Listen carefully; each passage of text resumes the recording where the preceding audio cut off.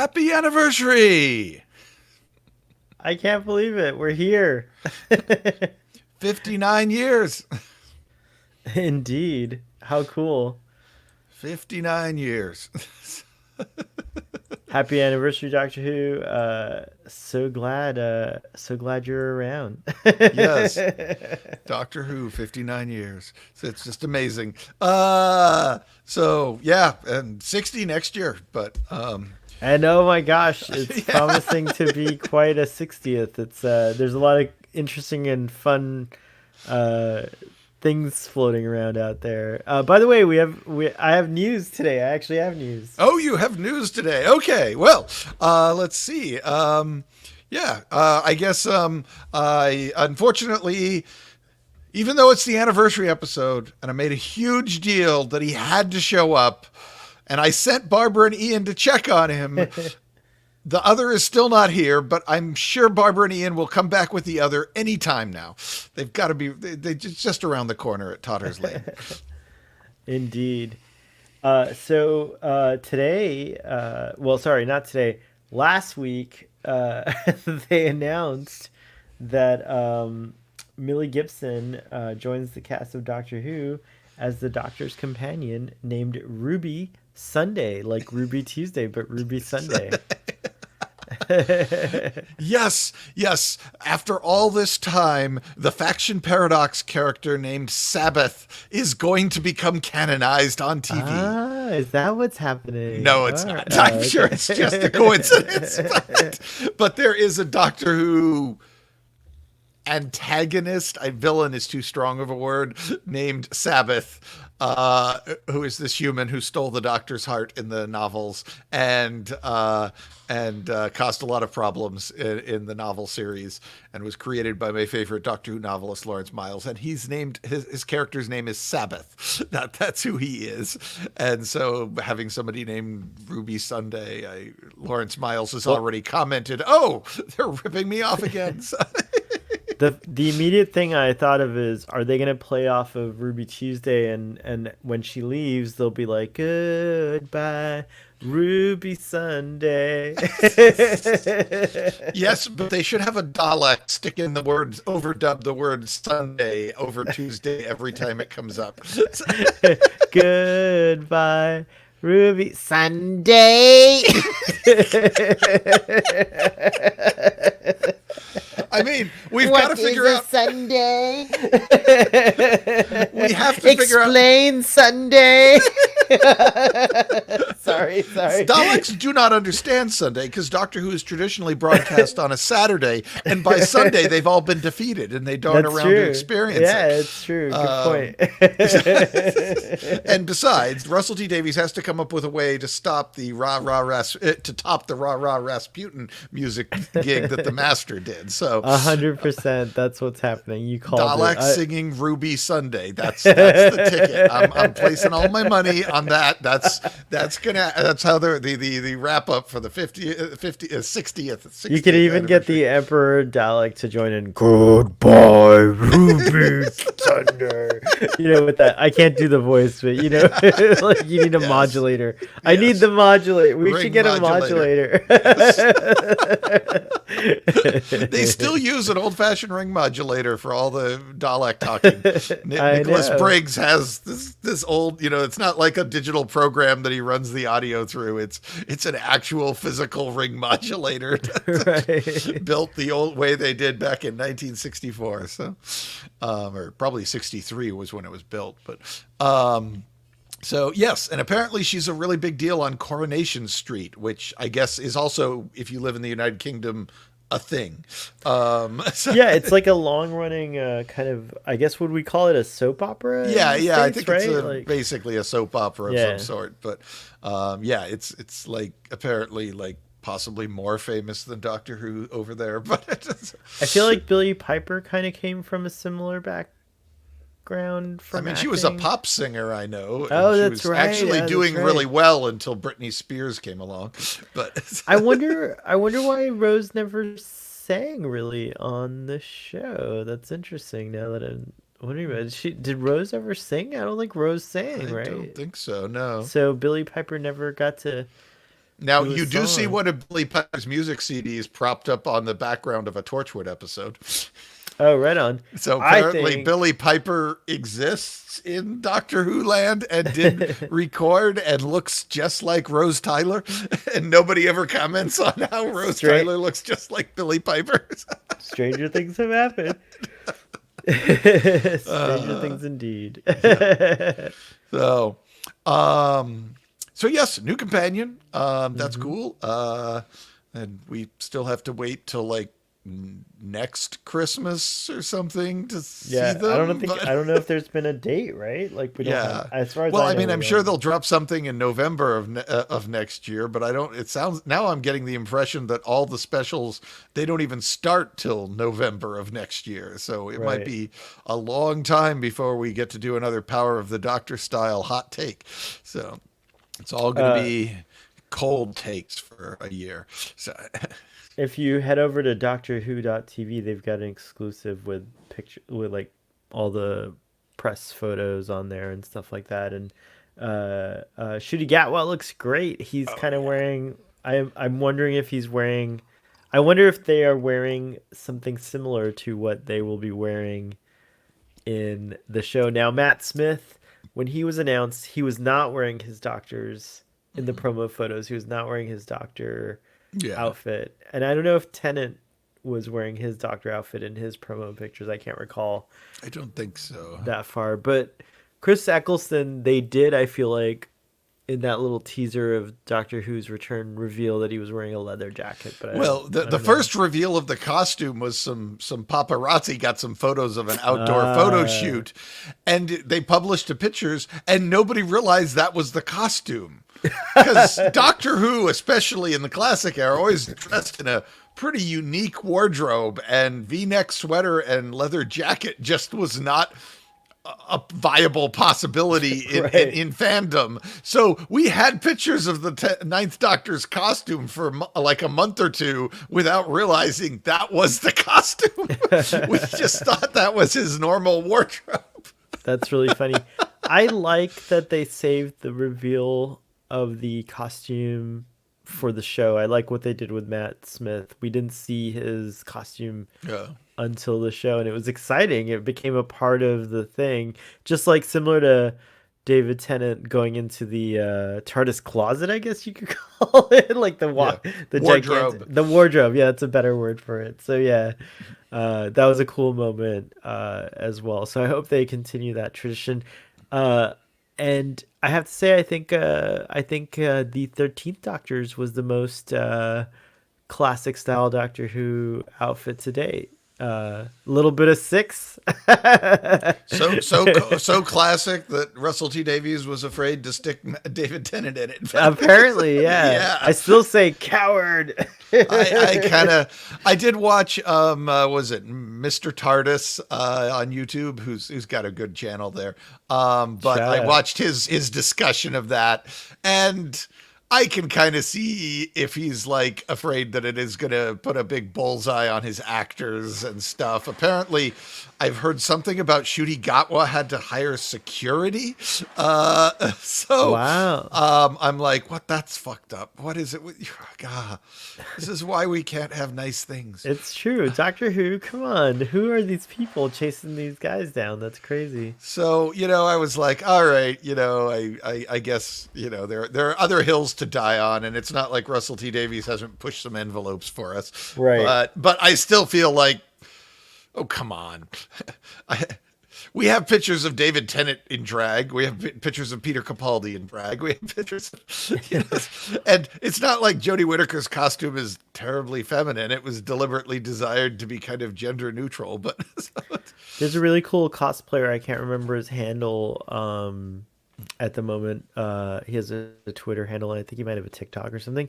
But he cosplays as the 13th Doctor, but as a male. And I love that because for years, I really loved when you would see women cosplaying as like the 10th or the 9th or the 11th. You know what I mean? I always thought that was cool.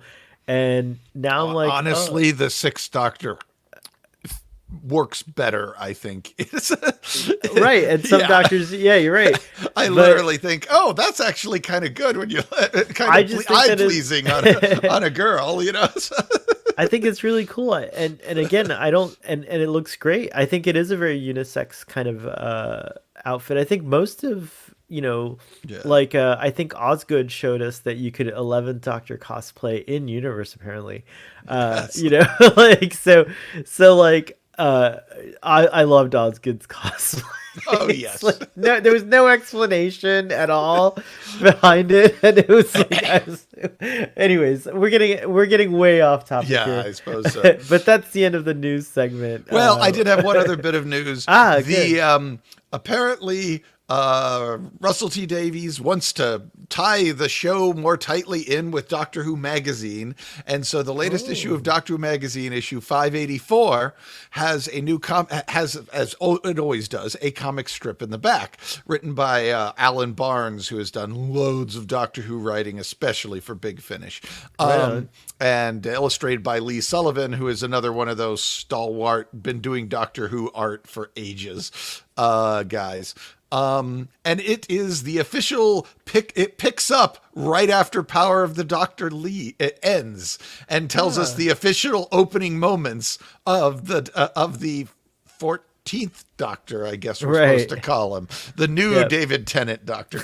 And he's normally the comic books and stuff are all kind of shying away from that stuff because they do not know what the TV show is going to do. But Russell T Davies actually sat down with Alan Barnes and worked out exactly what story should be in the comic for this issue of the magazine. So I was like, wow, that's actually really cool.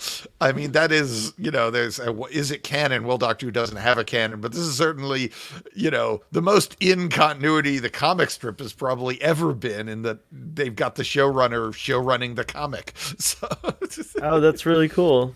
So I haven't had a chance to read it yet, but I am going to track it down and I am going to read it because I am very curious to see just what the Doctor's reaction is to everything. So there'll probably be a big long explanation as to why the clothes changed, but so.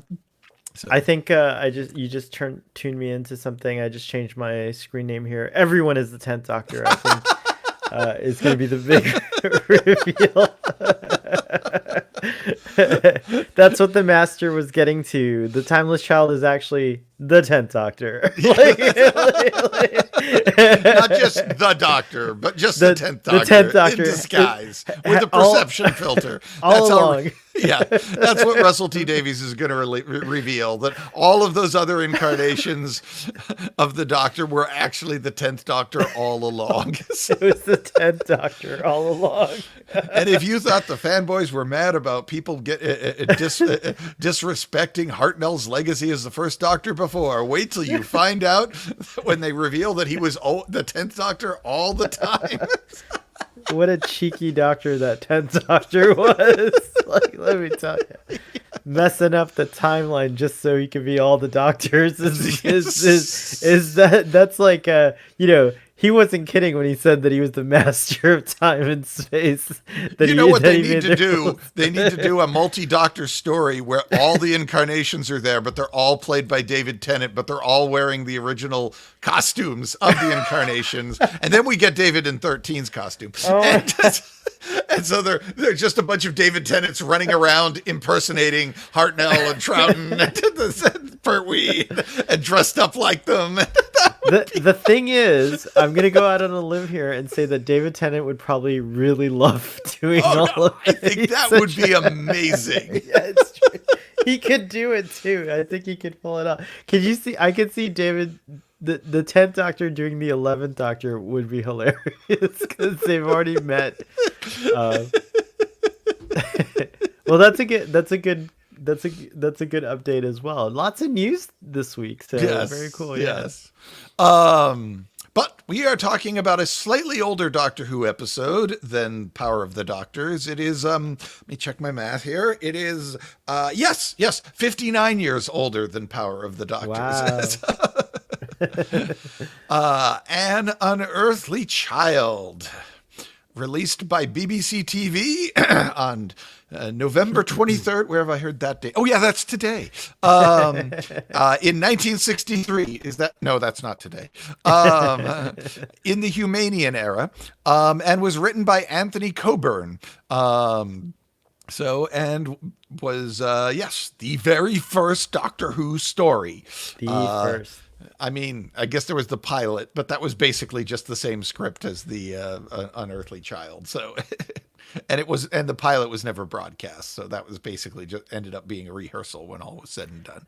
And I guess this is a good opportunity to just quickly reiterate to the audience why the first episode of Doctor Who is not the first episode of this podcast.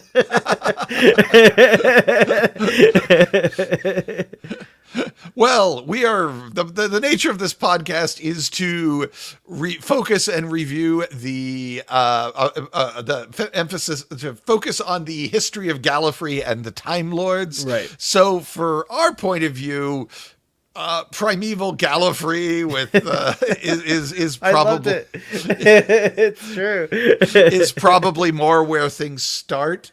However, I came up with a new bit of branding I'm quite proud of, because we also do stories that we really like that are really important to Doctor Who continuity or Doctor Who in general, like Unearthly Child, even though they don't spend too much time talking about Time Lords in this one. So this is one of our TARDIS episodes, and in this case, TARDIS stands for Totally Awesome Review Discussing Interesting Stories. So, and just like Susan, you've named. Yes, it's an acronym I came up with. That's awesome. So if you want to see more Time Lore stories or more TARDIS episodes, subscribe and like us. So, yes, but right. There were, of course, some things that came before Unearthly Child, namely H.G. Wells' The Time Traveler is probably the single most obvious inspiration for Doctor Who. Though obviously they're pulling from a grab bag of other things, but I think if there was one work in human history that you could remove from history and completely destroy Doctor Who, it would have to be H.G. Wells' The Time Traveler, or no, The Time Machine. It's called The Time Machine. Yes, that's right. Right. Yeah, get the title right. H.G. Wells is going to come slap me. He's got a time machine. He can do that. Don't laugh. It's true. It's true. Brian, as a side note, real quick, I'm not going to go into it and we won't discuss it, but you've got to see 12 Monkeys if you haven't seen it yet. Oh, I do want to see that one. So. All right, cool. That's it. I just got to put it out there. So, all right. Well, anyway, let's see. We had a title card, I think, for the episode we are discussing. Oh, yes. The story. Here it comes. Hold on. All right. Oh, I don't have access to the... No, I'm just kidding. Wait, what am I doing? Hold on. The TARDIS is not cooperating today. She's breaking down. There we go. We still haven't found a replacement for that filament. Yeah, it's...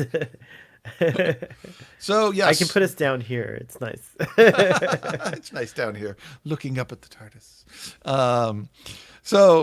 Yes, there we are, the opening shot of Doctor Who, and nothing would ever be the same again, as Tat Wood and Lawrence Miles say in their Amazing About Time book. And lots of other people have made that observation as well. Yes, inspired by The Time Traveler, and inspired by a need to fill a slot between the kids' shows and the teenager shows, something that will also get the adults to watch, some sort of family show that has something for everything, something for everybody. So they just put everything in it. It's a show that could go anywhere in space, time, or sideways. That was a very big deal at the beginning. Sideways, forward in time, backwards in time, or sideways. And a story that could that could go anywhere and do anything, so that it in theory should appeal to everybody. Unlike Star Trek, which was kind of hyper focused on, the teenagers and young adults and people who are into science and stuff, Right. and science fiction. Doctor Who was always kind of aiming for a much broader base of people, at the time. Not always. Like, it gets a little different. Like, at different parts of Doctor Who were sometimes a little more focused into certain demographics. But to begin with, they were trying for a very wide net. And I think I found some really nice fan art. You could throw that up there too. So I was done by Andy Lambert of Deviant Art, and I was like, that nails it. There we go. That's some good Unearthly Child art. Yeah. So space-time coordinates. The Doctor has to be about 346 or so, given some of the things that he says in the novels and audios and later stories. And Susan is definitely 15 years old. It is Tuesday, October 15th, 1963 AD, Humanian era, in London on Sol 3 in Mutter's Stellian Spiral Galaxy.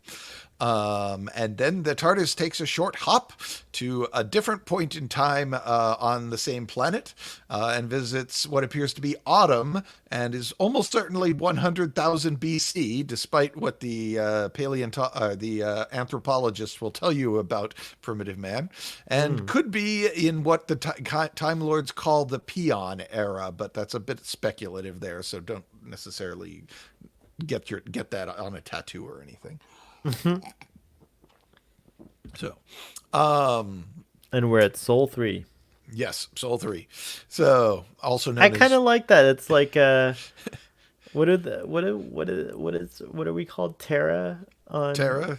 Yeah, Terra. I like Sol 3 though. It's kind of a cool designation. It's very NASA. Yeah, well, that's what the Time Lords called Earth in several episodes. They call it Sol 3. Though, according to the Doctor and Susan, it is the only place on the map that is known as the Earth, rather than just a name like Vulcan or Iridius or Romulus Skaro or something. Yes, it's the Earth. You remember that from the beginning. Oh, there's a Vulcan in Doctor Who now. There is a Vulcan in Doctor Who. I forgot about that. Yeah. Yes.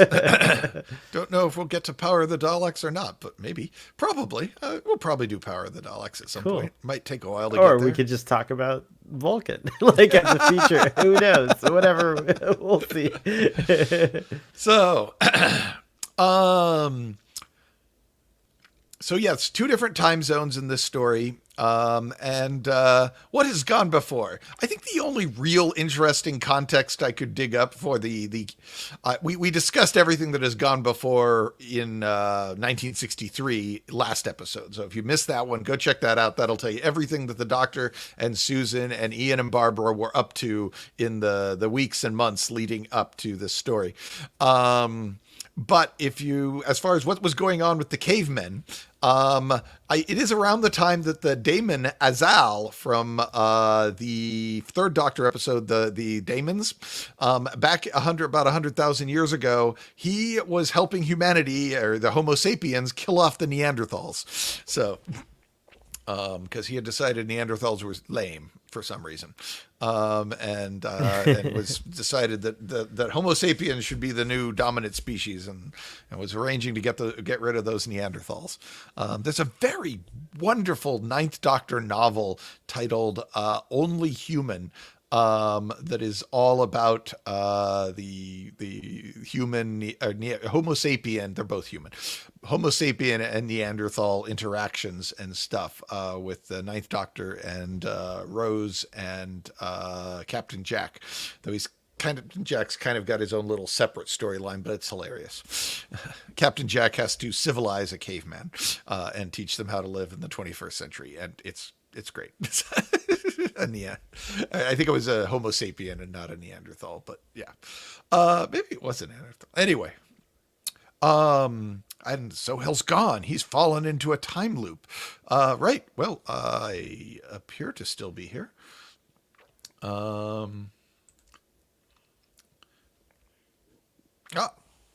Back again. I'm back. Yes.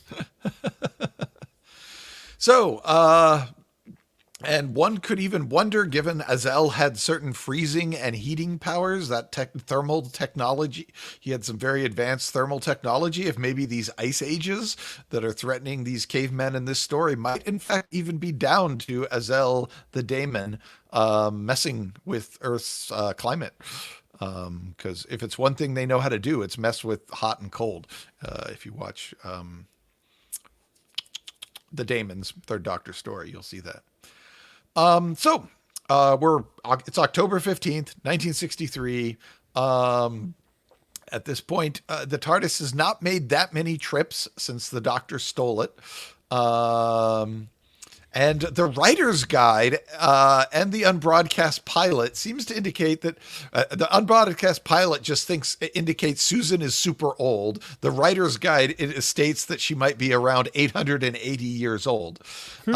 Again, later on this season, she will explicitly say she's 16 or 15 in such a way that it's really hard to imagine that she's lying about this. So I think we can probably ignore that writer's guide that never got mentioned anywhere else. So they wanted they were really being temporally weird because they wanted the granddaughter to be older than the grandfather. Well, no, the Doctor was going to be even older.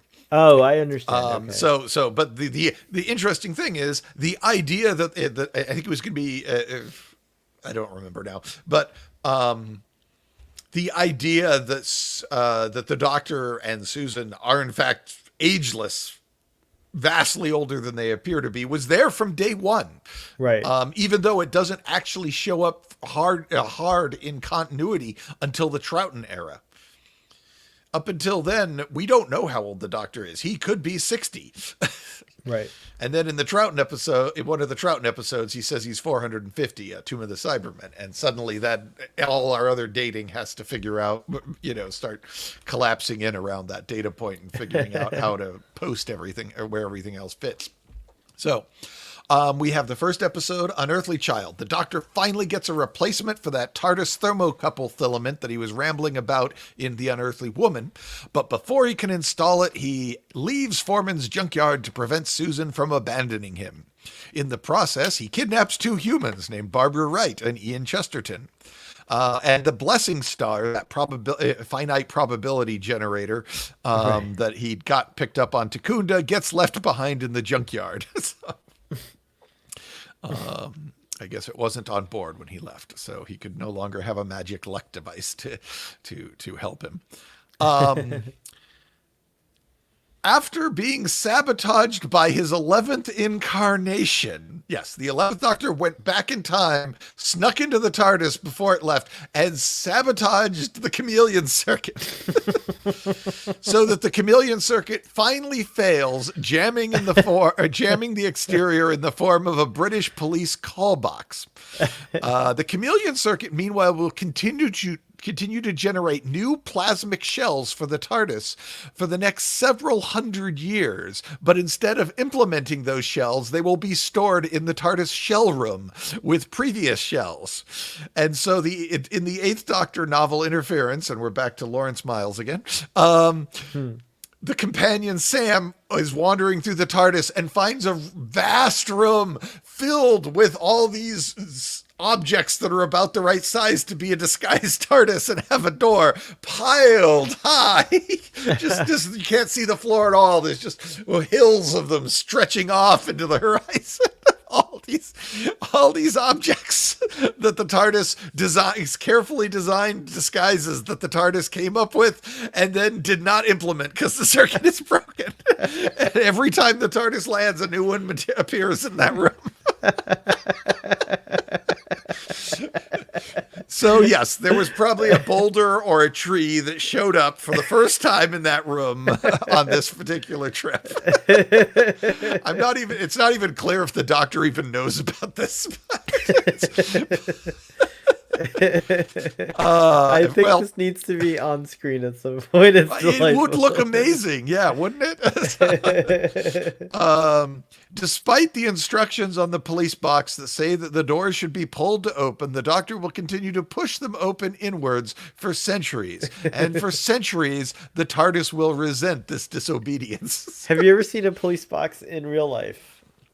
No, I've never been in the presence of one. I've seen photos, but yeah, I've never actually I stood in the presence of one. I share this lack of experience, and I so badly want to see if the doors I can do get have a full away. size TARDIS prop that Yes, that somebody bought, somebody built and sold to me for $700. That is really quite nice and sits in that my seems like a library. steal. Wow, No, no, I thought it was a great deal. So yeah, I have yeah. a full. If I noted this was going to come up, I would have gotten you a picture of it. But I yes, think I I do. saw it before somehow. I don't remember if I you might have showed it. showed you a picture, but yeah, our Yeah. viewers cannot see it. But yes, I do have a full size police box thing, TARDIS thing. It's all right. Anyway, but they do not stay in 1963 for long. Right. They go flying back in time 100,000 year to 100,000 BC, and where they meet the tribe of Gum.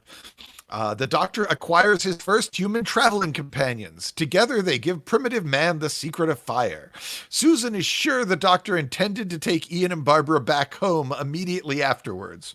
Unfortunately, the Doctor loses his notebook of key dematerialization codes and is forced to rely on his faulty memory of the codes to initiate all future dematerializations.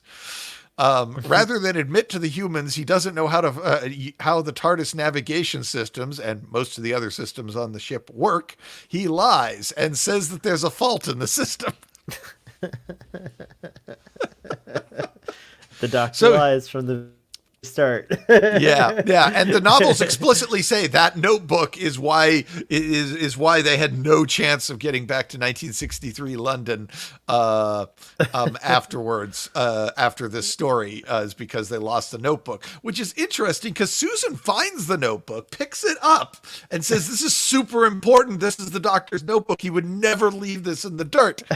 And you would think that she would then put it in her coat pocket, but somehow it gets lost between Susan holding it up and saying it's important and when they depart.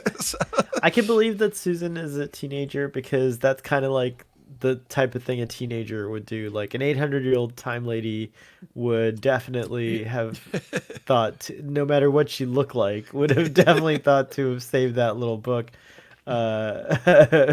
So yeah, there's proof in my book that she's in I fact a think we have to teenager. assume that when the cavemen captured them, they took the book or something. That they. Yeah, maybe they used it for to help stoke a fire. I mean, that would make sense, but their knowledge of fire seems so incredibly So limited. incredibly I limited, don't yeah. know if they'd realize that a paper book would be a great way to get a fire Right, going. So, right, it's true. but yeah, that notebook is important. I think it even has an entry in the 100 objects Doctor Who reference books that takes 100 objects through time and space and writes about their effect on time and space. So, Does the notebook ever get found, or is it lost forever? I almost want to say there was a novel where somebody had a copy of it or something somehow that some collector like who had found it, but I probably am just imagining that. So It's possible that the Time Lords themselves found it when they investigated the shenanigans of the Doctor at some point. yeah, maybe. I don't know. They seemed pretty clueless about where he was. Otherwise, because as soon as they Well, figure out where he is in War Games, they're like, "Bam, grab him!" right, that's true. So, Oh, so but what I guess what I meant is like an investigation. Once they grabbed him, they were like, oh, "Okay, now we know all his from the TARDIS data. We know all his whereabouts, so we should go and look and see what happened at those time zones." you're right. I wasn't thinking four-dimensionally. Yes, no, they could absolutely go back and to others. In fact, they do, because Right. when they grab the Hartnell Doctor out to throw him into the 3 Doctors and the 5 Doctors, they're pulling him out of a part of history that they didn't actually know about at the time that it was occurring in Gallifrey relative time. Right. Wobbly. Anyway, Anyways, the point is, yeah, it could be in the hands of the Time Lord somewhere. yes. It's possible. Would make for an interesting MacGuffin for a story, Oh, something that indeed. has all the TARDIS's backdoor and password, all the Doctor's password book. Ah, If you were a bad guy who wanted to get the Doctor, you'd do some real damage with that. I know a guy who probably has it. Call me master. Yes. Would this be a Time Lord who has a long history of with the Doctor of pranking each other's time ships? Yep, I think so. So part of the reason that the Doctor can't get Ian and Barbara back to their home time zone is that the TARDIS feels that the two humans can teach the Doctor to be the person he needs to be. So That's the TARDIS is refusing to, and with the take them back. With the symbiotic bypass installed, the TARDIS can effectively pick their destination no matter what the Doctor does with the coordinate programmer. So instead, the TARDIS takes the Doctor where he is needed and not where he wants. Good old Quadringer Stoin. Installed that bypass. Well, no. This was something the Doctor put in because you're right, otherwise he'd be leaving his a symbiotic print trail thing through the vortex or at every destination he landed at that the Time Lords could follow him and know for sure that it wasn't just a time ship that landed here. It was the Doctor who landed here. But it gives the TARDIS that advantage. Yes. Basically, it means that the TARDIS doesn't need a Time Lord on board to pilot it and keep it under control. It's kind of like if you're taking the bridle of the horse and just kind of throwing it down on the ground so that the horse can go wherever the heck it wants and nobody can take control of the horse. Good analogy. I like that. So, and somehow that makes it harder for them to find you, I guess, because you also stop. I don't know. Somehow imagine the bridle is also leaving breadcrumbs behind, and you get rid of it, and now it's no longer leaving breadcrumbs for somebody to track you. So yes, we begin a whole new era of the TARDIS, kind of going wherever the hell it wants. So sequels, obviously the Daleks, which we will talk about in not too long, but also the comic Hunters of the Burning Stone, which I already alluded to. The Prometheans arrive on Earth shortly after this, in 100,000 BC, and grant alien technology to the Tribe of Gum, and the Tribe of Gum use it to and they use the alien technology to reprogram the race memory of human brains to get all of humanity to worship the Prometheans in a new timeline. Overwrite this neural programming, the 11th Doctor replaces the programming with an image of the police box as kind of an anchor point to have, because he has to have something to overwrite it. You can't just delete it. You need to write over it to make sure it's truly gone. And to make this effective, he has to ensure that the image of the police box continues to appear throughout human history. This requires the 11th Doctor to travel back to Foreman's scrapyard and destroy the programming in the TARDIS's chameleon circuit, so it will be trapped in the form of a police box for all of the Doctor's travels.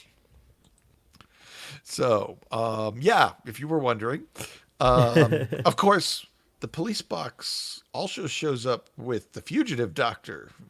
So there's something more going on here, but we'll get to that in another episode. Clearly the TARDIS had an affinity for police boxes before the 11th Doctor got a hold of it. So, right. Let's talk about some of the characters. Let's talk about the Doctor. Finally, we're going to focus on the Doctor as we know him, front and center. I just read your note. Which note? Hold on. The Doctor is a master of gaslighting. Oh, yes. Yes, he is, isn't he? He really is. I never thought about it. Oh, my gosh. The Doctor is such a gaslighter. You think you heard somebody come in here? You thought you saw a light? Seems very unsubstantial to me. It's like, oh, my goodness. Totally gaslighting the humans. He is gaslighting the humans. And poor Susan is not having it, and she's he's trying. Yes. I'm sorry, but it's true. It is true. I never even. Wow. I need to step back here for a second and just kind of absorb this new knowledge here. Oh my gosh. Now you're gonna get me to watch Doctor Who in a totally different way. Well, yes. He also smokes. Yes, the doctor smokes. He's got this big old Sherlock That's Holmes right. pipe he's He doing, does. and he's gonna smoke, and we hope it's tobacco, I guess.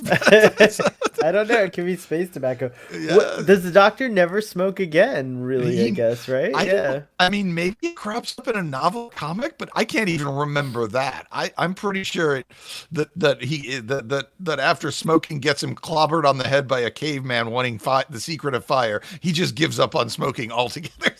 Indeed, he does. He's looking for his matches. I forgot about that. That's right. I could see the Eighth Doctor smoking a pipe. Actually, now that I think about it, in that chair that he had in his console room, or well, I guess it was the Seventh Doctor's console before the Eighth. So I could also see the Seventh Doctor, but Seventh Doctor, I would see him smoking a cigarette. Eighth Doctor is a pipe kind of guy. What does the War Doctor smoke? Oh, chain smoker. He's a chain smoker, I would say. Like that poor War Doctor, so much stress, man. Like, that would explain the very rough voice. Yes, I would agree. So yes, the Doctor, master of gaslighting, loves to smoke, goes on and on about savage red Indians. Oh yeah, I noticed that for sure. That was like, okay. I mean, admittedly, in the context that it is delivered, he is not so much being racist as being speciesist, because he's basically saying you're all the same as, I see you all like you see the red Indians. So he's kind of evoking their racism so that they will understand his feelings about them, which is so he's trying to say, like, I'm a bigger racist than you could ever imagine. I'm a speciesist. I'm not just a racist. I'm a speciesist. Exactly. You are all the lesser species to me, which is the terminology often used on Gallifrey to refer to all the other species as lesser species. We do find out that Time Lords do have their flaws, as a matter of fact, or the Time Lord Society does have its flaws. Well, I mean, the Doctor at this point is more like Professor Smith on Lost in Space. He's kind of just there to cause problems and raise questions, as opposed to actually do much heroic. He's really kind of there to just instigate things and start some shit. And it's an interesting device that, like, I wish more people were kind of open to. I see a lot of, like, folks want to see explanations or resolutions to character flaws, like, right away, like in the same episode. And I think there's something to be said about having, like, discussion and, like, like being actively involved in a TV show, not just passive. And I feel like if a TV show just, like, shows you everything, it's more of a passive experience, whereas if you have to think about it and talk about it, it's active. And so I love that shows still do that to this day. Yeah, it's interesting because I don't think they were trying to give them a way to evolve the character when they wrote this. I think it was still very much coming from a static character, old style television mentality. But as the show developed and they figured out what kind of show it is, they started changing how they wrote him. And I think it was more of supposed to be that you weren't necessarily supposed to notice that he wasn't quite the same character as before. Right, but of course. Coming from our world of television, where the character arc tends to be one of the anchor points of your TV show, it really does feel like it's a character arc. He develops, he learns how to be a hero. And we're going to see that in this coming first season as we skip along to various TARDIS stories, as I called them earlier, to see him develop and grow. And it's literally been folded back into continuity with the TARDIS explicitly saying that it wanted Ian and Barbara on board to teach the Doctor how to be more empathic and heroic, and make him the person he needed to be. So, because in this one, he's okay with killing a fella. Right. He's like got that rock and he's gonna kill that caveman. And he's not gonna kill the caveman because the caveman's a threat. He's gonna kill the caveman because if the caveman's dead, then Barbara and Ian and Susan will say, well, I guess we better go back to the TARDIS instead of trying to save this man's life. It's some cold stuff. The Doctor's pretty awful. That is right up there with true. Dr. Smith from Lost in Space. That is. Yeah. Did you remember that scene? Did you remember that? No, I definitely remember that scene. I just watched it yesterday, so it wasn't that like I was surprised because it's been like before that. I think it's been a good like 10 plus years since I've seen it. Like it has to be like. Actually, now that I come to think of it, the last time I may have watched an Unearthly Child was sometime around like when Who came back in maybe 2015. So 2005, you mean? Sorry, 2005. That's what I meant. Yeah. Why did I say 2015? Something's in my brain about 2015. But yeah, 2005 was maybe the last time I'm thinking now that I watched it because I like to watch it. Every now and then, but yeah, too long a time has gone by. So yeah, I watched it, but some of the things that when you're watching late at night, you're kind of like, like, oh my gosh, what is going on? It's like, and I was just shocked. I was like, I didn't remember this being as brutal. Maybe my sensibilities have changed, but like, I was like kind of shocked at the second half, like the. How heavy it was, and I was like, I thought this was like a kids show because the first half of it's very much so you could see like kids vibing with it, with like Susan and the teachers, and it's all very familiar. And if you're a young child, you want to be a high schooler one day, so it's like, oh yeah, like this is what it's like, And then you're right. The Doctor comes in and it's all chaos and horror after that. Oh yeah, it is. It gets really like, this is one of the first Doctor Who's to have I mean, Classic Who absolutely goes dark a few places, darker than New Who, in my opinion, ever does. Yeah, I feel that way too now. But well, there's the certainly Amy and Rory's baby exploding in their hands because she's like made of like that might have been a little like wow, okay, Doctor Who. But then we find out the baby's fine. Right. So, but then we find out that that might have been a person, so it's like another person. So okay, the other people, as they're referred to in the episode title. Anyway, sorry, that got crazy. Go on. But the point is, it gets dark. It's true. Yeah. The Doctor's not a role model at all in here. This is not somebody. He's dangerous and unpredictable. The Who is a danger statement. We don't know who he is or what he's going to do in the Who in the title. That this is a big uncertain question. And the show doesn't know that it doesn't want to be violent, so it's the director and the writer, they just make it violent. It's and the director wanted to make it even more violent. So the scene where Kyle gets his head smashed in with a rock, and all you see is Za standing over him, and he throws the rock down out of frame, and that was the killing blow. But they wanted to put the director wanted to put in a big wet crunching sound of Bones' skull crushing.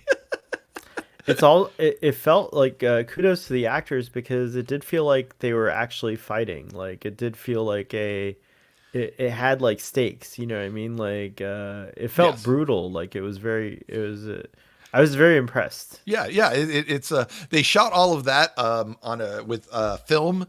I believe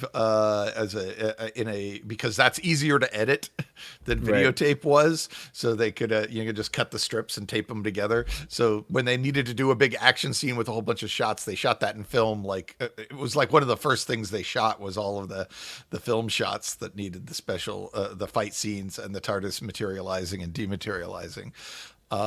So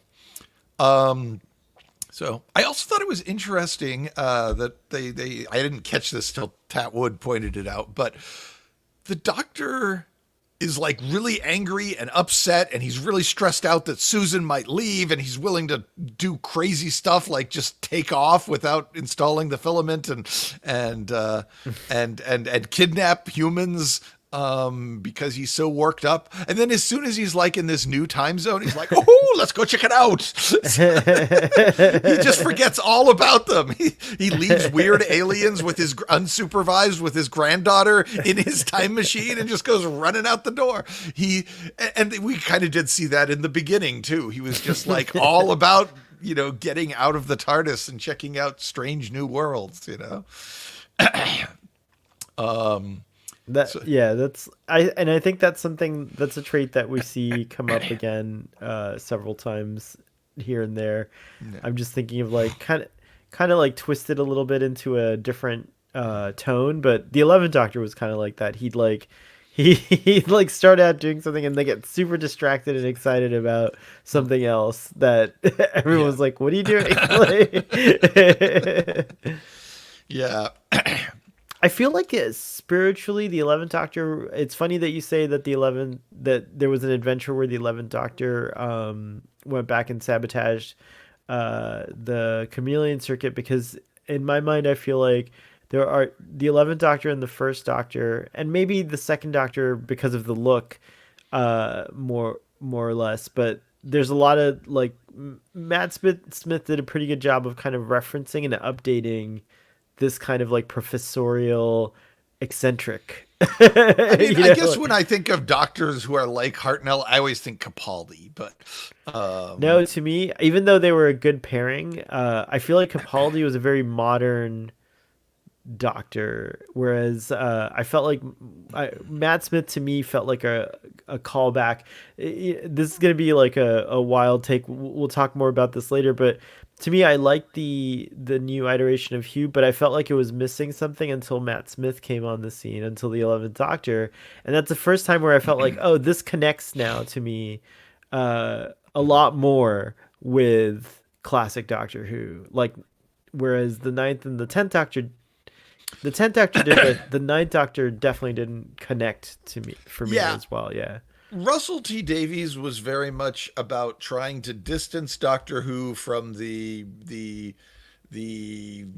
culty anorak nerd boy image and trying to make it a show that everybody would watch and love, and a show for the whole family again. And so Russell T Davies definitely shied away. That's why Eccleston is wearing a leather coat, is because he's trying to make the show look not to break as many of those negative stereotypes of Doctor Who as possible. By the time Moffat takes over, the show's kind of already secure. It is, everybody loves it. It's a success. Nobody's too worried about, saying I love Doctor Who is now a normal thing to say rather than something that will get you ostracized. Right. So, and Moffat is much more interested in making nerdy Doctor Who. So he in some ways it was, references the classic series more in tone and style to some degree. That makes sense. Yeah. But I definitely sense that shift, and I felt like it. And watching this episode, and the reason I bring it up is because watching this episode and watching with now having seen like these other performances and things like that, I'm like, oh, there's so much callback to this, like a lot of. It's so interesting, like how much, especially I feel personally, the 11th Doctor kind of like went back to this Doctor, and maybe the second. When asked in interviews, he says he based his performance on Troughton, and that it was Tomb of the Cybermen that was kind of his touchstone. But my hunch, and it's been a while since I've seen the Troughton episode, so it'll be interesting when we start exploring that era. But my hunch is that Troughton's kind of like a next step from the first Doctor, like it's not too much of a stretch to say. I that's my hunch, but I just remember him being shouty in similar ways and grumpy in similar ways, but it's been a long time since I've seen second Doctor episodes, so I don't know. But my hunch is that that connects. Like Troughton was probably like elevating the first Doctor and referencing him as well. Yeah, we'll definitely get to him. So. Yeah. Anything else about the any other observations about the Doctor? Or should we I move think on we to could Susan? talk for hours about the Doctor, honestly. Like, but I think I'll just leave it at just saying like anyone who's interested in Doctor Who should definitely if you haven't should definitely go back and check out this guy, despite some of his failings, which are very deep, apparently. Well, I mean, I think the are you referring to the actor or the character? Maybe both, but Okay. definitely the character, how he was written. Yeah, was a product of his time. I realize that, and you have to take that into context. But it is just funny that like this Doctor is a gaslighter. Yeah, well, he's not meant to be the hero. He's deliberately being written as a Loki, I guess you could say. A bit of a Loki, yes. Yeah. And so that needs to be taken into account. It's not that they didn't know how to write. Ian Chesterton is bold and square-jawed and heroic and played Lancelot in his previous TV gig. So, but it's also funny, and I say this about Star Trek too. It's like when you're watching it, you like see all these things and you remember, oh yeah, this was the intention. But because of like all the Who that comes later, it starts to color your remembrances of the first Doctor, and so it's neat to just go back and face reality, as it were, like in a sense. Yeah, you can't. It's really hard to look at this and not see it as a character arc, even though at the time what it really was we haven't figured out who the Doctor should be. Who the Doctor is, yeah. But at the time, but in hindsight, it makes a pretty good character arc. It works. Right. It actually makes the season, the Hartnell era more interesting because he goes through this development, and you can find little bits to hang on to put together an arc of, oh, this is when he decides to start doing this, and this is when he decides to start doing that. And so. Interestingly enough, this becomes like kind of the structure of like in the modern Who, at least, which is what's more, recency bias here. But this becomes kind of like the structure for like the Doctor's kind of like introduction and arc in general. The Doctor starts out not knowing who they are nowadays, right? And they have to figure it out. So it's like that's kind of like the sort of structure of a post-regeneration thing, at least in the modern Doctor Who. I can't recall like anything being super dilemma-y except for like the Zero Room thing, and like it wasn't like as much as they didn't emphasize as much as I recall. But the Sixth Doctor was pretty off the wall for his first story. That's right. That's right. He tried to kill his companion. I forgot. I think that really that's my Doctor, wins. By the way, that's my first Doctor, the Sixth Doctor. I should have remembered that. But yeah, we can move on. No, we all want to block Twin Dilemma out of our mind, so it's understandable. Sadly, we'll probably still have to cover it to discuss Asmel, but but I'll at least give everyone. Hopefully, the time scanner will give us some warning for that one. So let's talk about Susan. There's a character we haven't talked about yet in this show.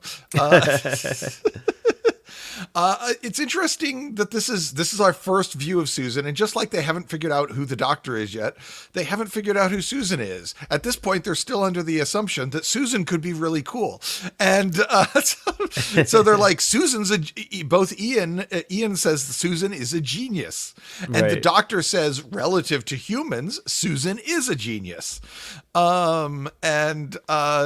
so like there was this idea that she was going to be really smart in some areas, and it's in the writer's guide, but it kind of fizzles out, and all the real smart stuff gets pitched to either the science teacher or the Doctor more often going forward. And Susan just doesn't get to be smart much after this. And it's kind of annoying because it would have made it, I think it would have been a lot more interesting if she'd been a bit more like Zoe Harriet versus the Second Doctor, where they're constantly competing about who's smarter, or K9 Romana and the Fourth Doctor, all three of them competing for who's the smartest one in the room. They could have done that. It would have been fun. And Susan could be all rebellious and smart and think she knows better and all of that. And Caroline Ford's great. Like, she could have totally continued to pull that off. She like, she had some really good performances in this, and like you do get the sense that Susan is definitely a Gallifreyan and not a human. Yeah, she's unearthly. Yeah, she unearthly, right. She lacks earthiness. Yeah, exactly. Exactly. As Elizabeth Sanfried of TARDIS Eratorium said, she lacks earthiness.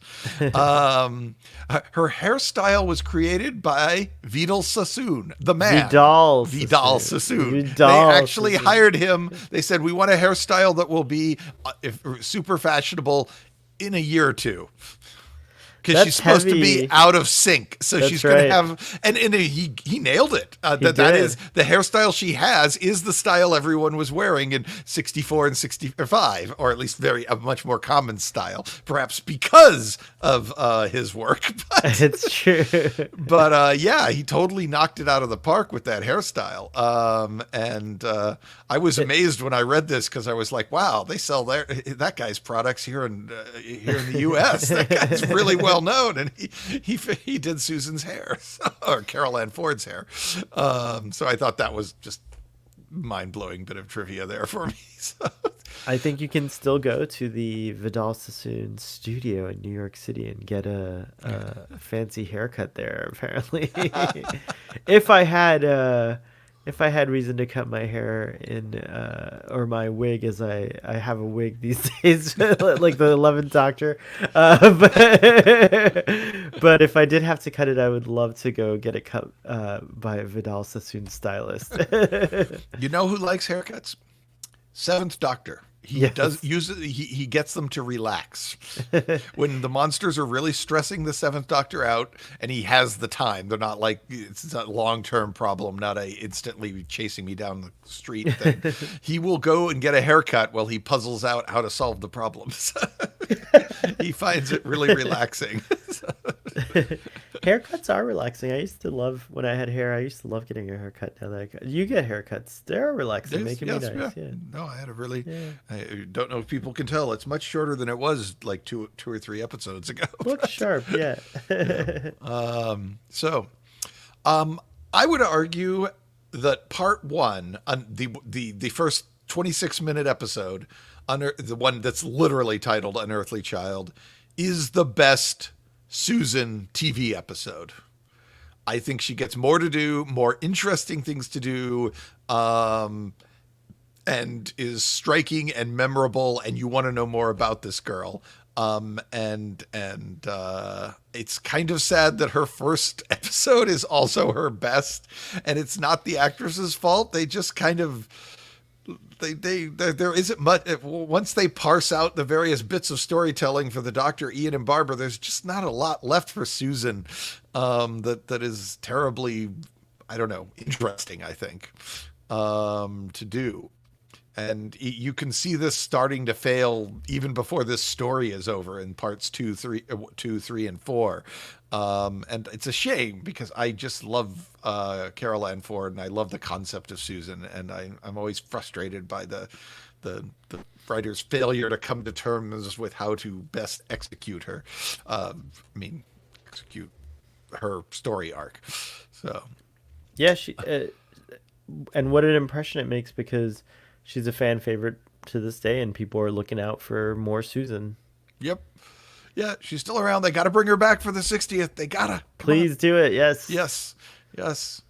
So this is also the start. Well, we kind of saw a little bit of this in the beginning, but where we start seeing that Susan's phobias are like focused a bit. Susan does actually pretty well in like civilized worlds, even if there's bad things happening, as we will see, like, you know, crises or people getting lost or finding a dead body and stuff. She does pretty good if she's in some sort of civilized environment with sidewalks and buildings and stuff. But if you put her in the jungle or out on a desert plain, she is very psychologically fragile, and it does not take much for her to just go to pieces. That's 100% relatable, because I think I'm the same way. Yep. So remember that when we're out in the woods. Yeah. And you see me go nuts because I heard a noise. All right. So, I grew up in a house out in the boonies of Alaska, so for me, it's not quite as. I don't think of myself as an outdoorsy person, but I never really felt all that intimidated by the outdoors. But I'm extremely comfortable in parklands and like national parks and things that are cultivated like that. But actual like camping in the woods or like going to places that are like in the frontier, so to speak, the anxiety is through the roof. Unless I'm, I've never, and funny thing is, I've never camped because of that. So I've never actually tried camping. I've camped on trails that are like highway type trails, like that's very civilized. It's a different thing, but not on the I am curious about the Appalachian Trail. A dear friend of mine did it, and it transformed him, and it felt like something interesting. So that seems like it's wild enough. I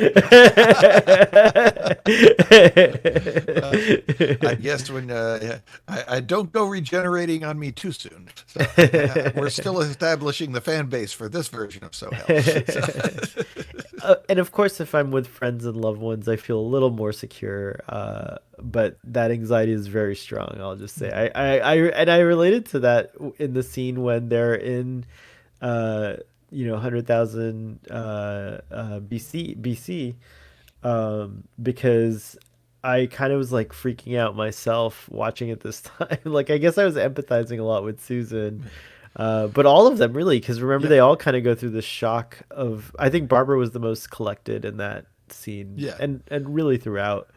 But that was a powerful scene, and then the sand isn't quite right or whatever, like it was good.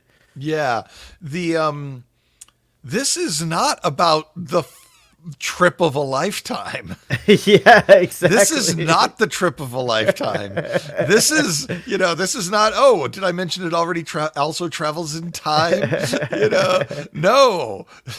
The past is horrifying. This is the Dr. McCoy version of time travel. Right. How he described space into the Star Trek 09? Was it Darkness and Disease or whatever? This is that version of time travel. It's scary and terrifying, and it's going to stay that way for a while. This is what the show was back then. The universe is. Maybe there are some wonders, but there are also, what is it Q said? There are wonders to stir the heart, but also terrors to make the blood run cold or whatever. Oh yeah, that's a good line. Yeah, it is absolutely that version that we see in Doctor Who, and I love season 1 of Doctor Who. I think that the first season is one of the best seasons of Doctor Who in the whole run of the show, and new and old, and I kind of like the my God, this is terrifying. So, and we see Barbara's breakdown. She holds it together till about halfway through, and then when they're going through the woods, she just loses it. And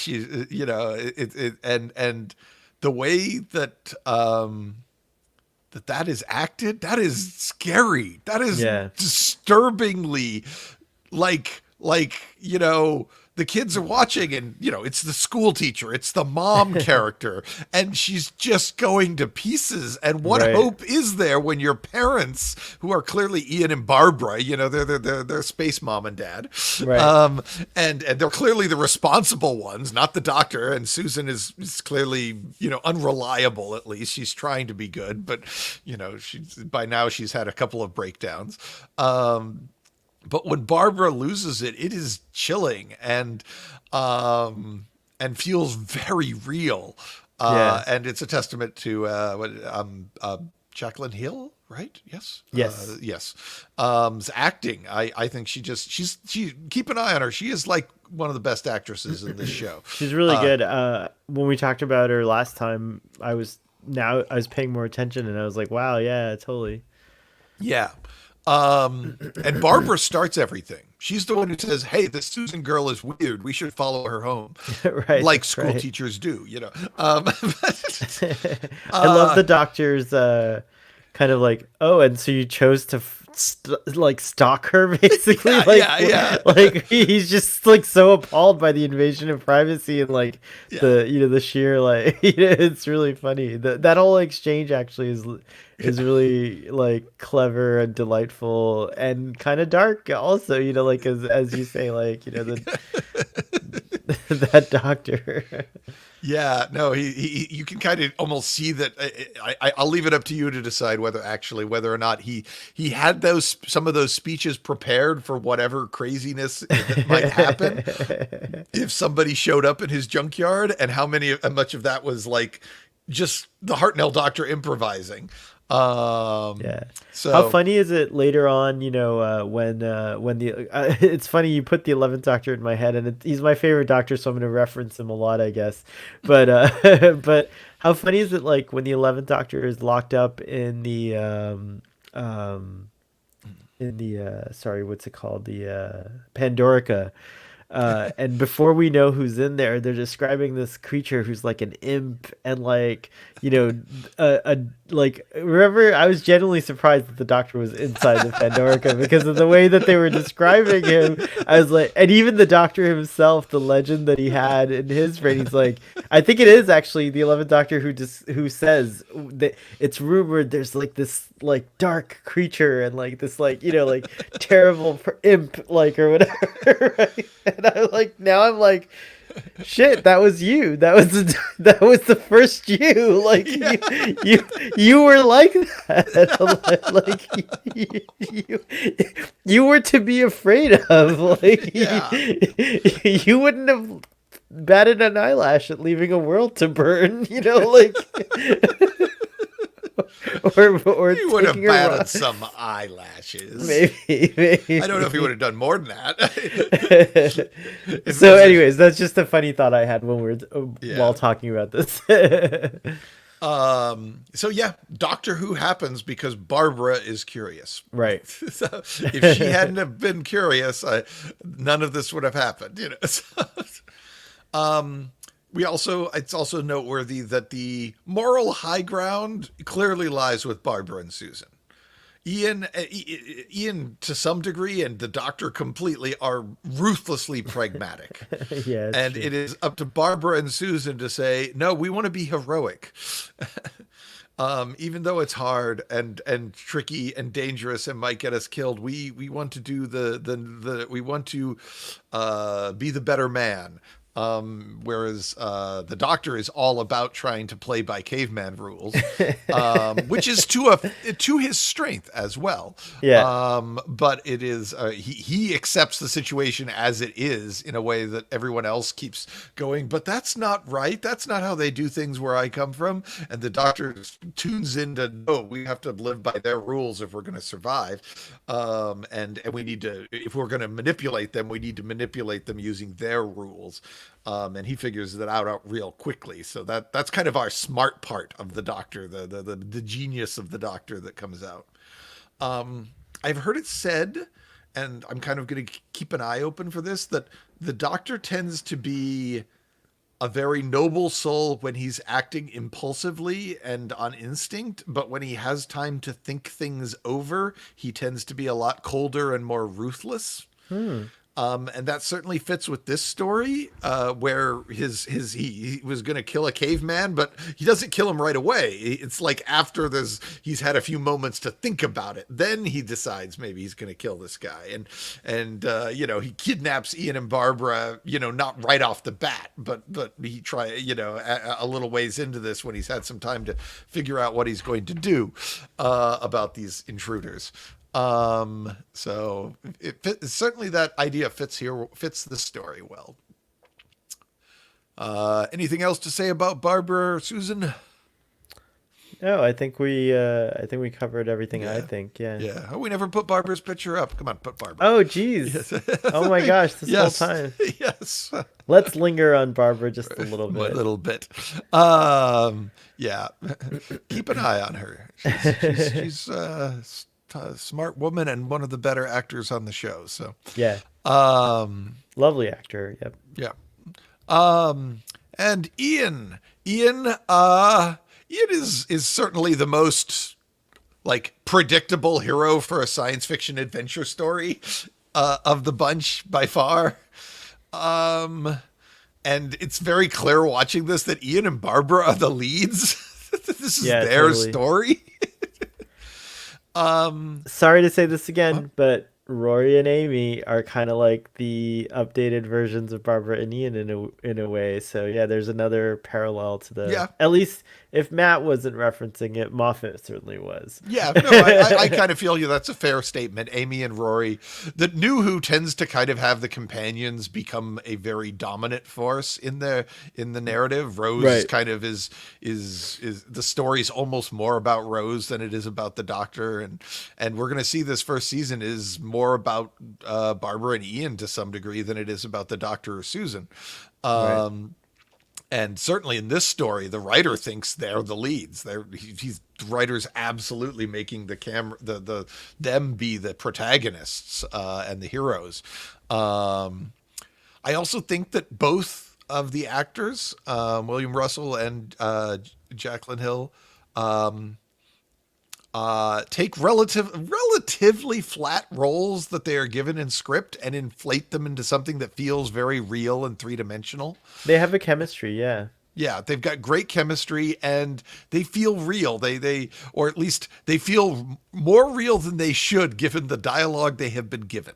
So, both of them know when to underplay a line that's a little overwritten and to overplay a line that is a little underwritten, which is a talent and a skill that separates the decent actors from the great actors. Right. Is that ability to say, how do I spin this line so it feels natural? It's something Harrison Ford is a genius at, Patrick Stewart as well. That they can just take really corny dialogue and make it feel completely great, entertaining and enjoyable. And then other actors can read a line however they want to, and it's great, such as William Shatner. Well, yes, but I feel like that's almost a whole different type of great, but yes. I feel like he, Sean Connery, and maybe Michael Caine they don't really do anything except whatever they want. Like like I've never seen them not be the same. Like it's so funny, but I love it. I love it. Oh no, there's definitely a place for those people. Absolutely. I'm glad we have both types of actors out there. Right.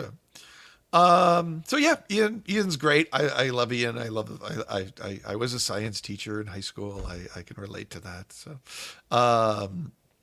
and so yeah, I don't know if I have much else to say about Ian. He gets to be he gets to be noble, but he doesn't overshadow the show. He doesn't.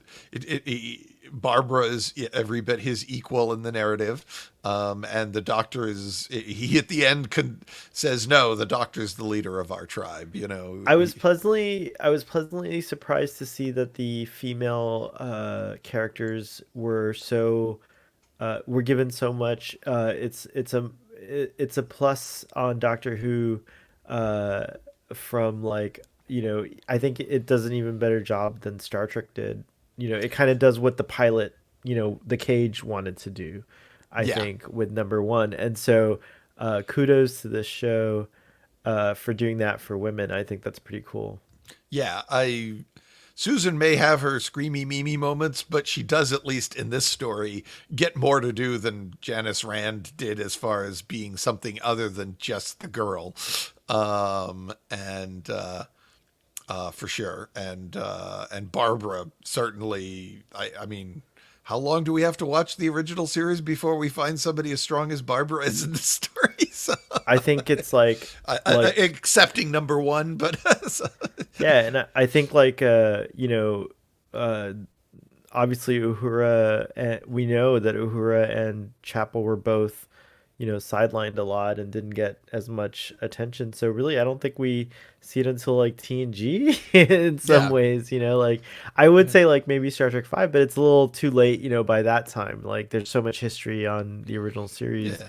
I mean, Uhura but it gets also that shows, awesome I think, scene in Star Trek 3, but and I don't know if we have time to really discuss this, but maybe in another kind of like framework. But it is interesting to follow these two shows that are relatively similar in time frame in terms of when they were airing, right? Like and see and see the difference between American culture at the time and British culture at the time. Yeah, and the style of television making. The BBC Exactly came right. very much from a television is theater, but in your living room. Right. Whereas American television was very much now you can go to the movies without leaving your living room. Right. And that's funny that you mentioned that, because in a weird way that's kind of happening again with streaming. It's kind of a, like a transition, Yeah. and we're almost getting these like cinematic. I mean, well, like Doctor, if you plucked someone from the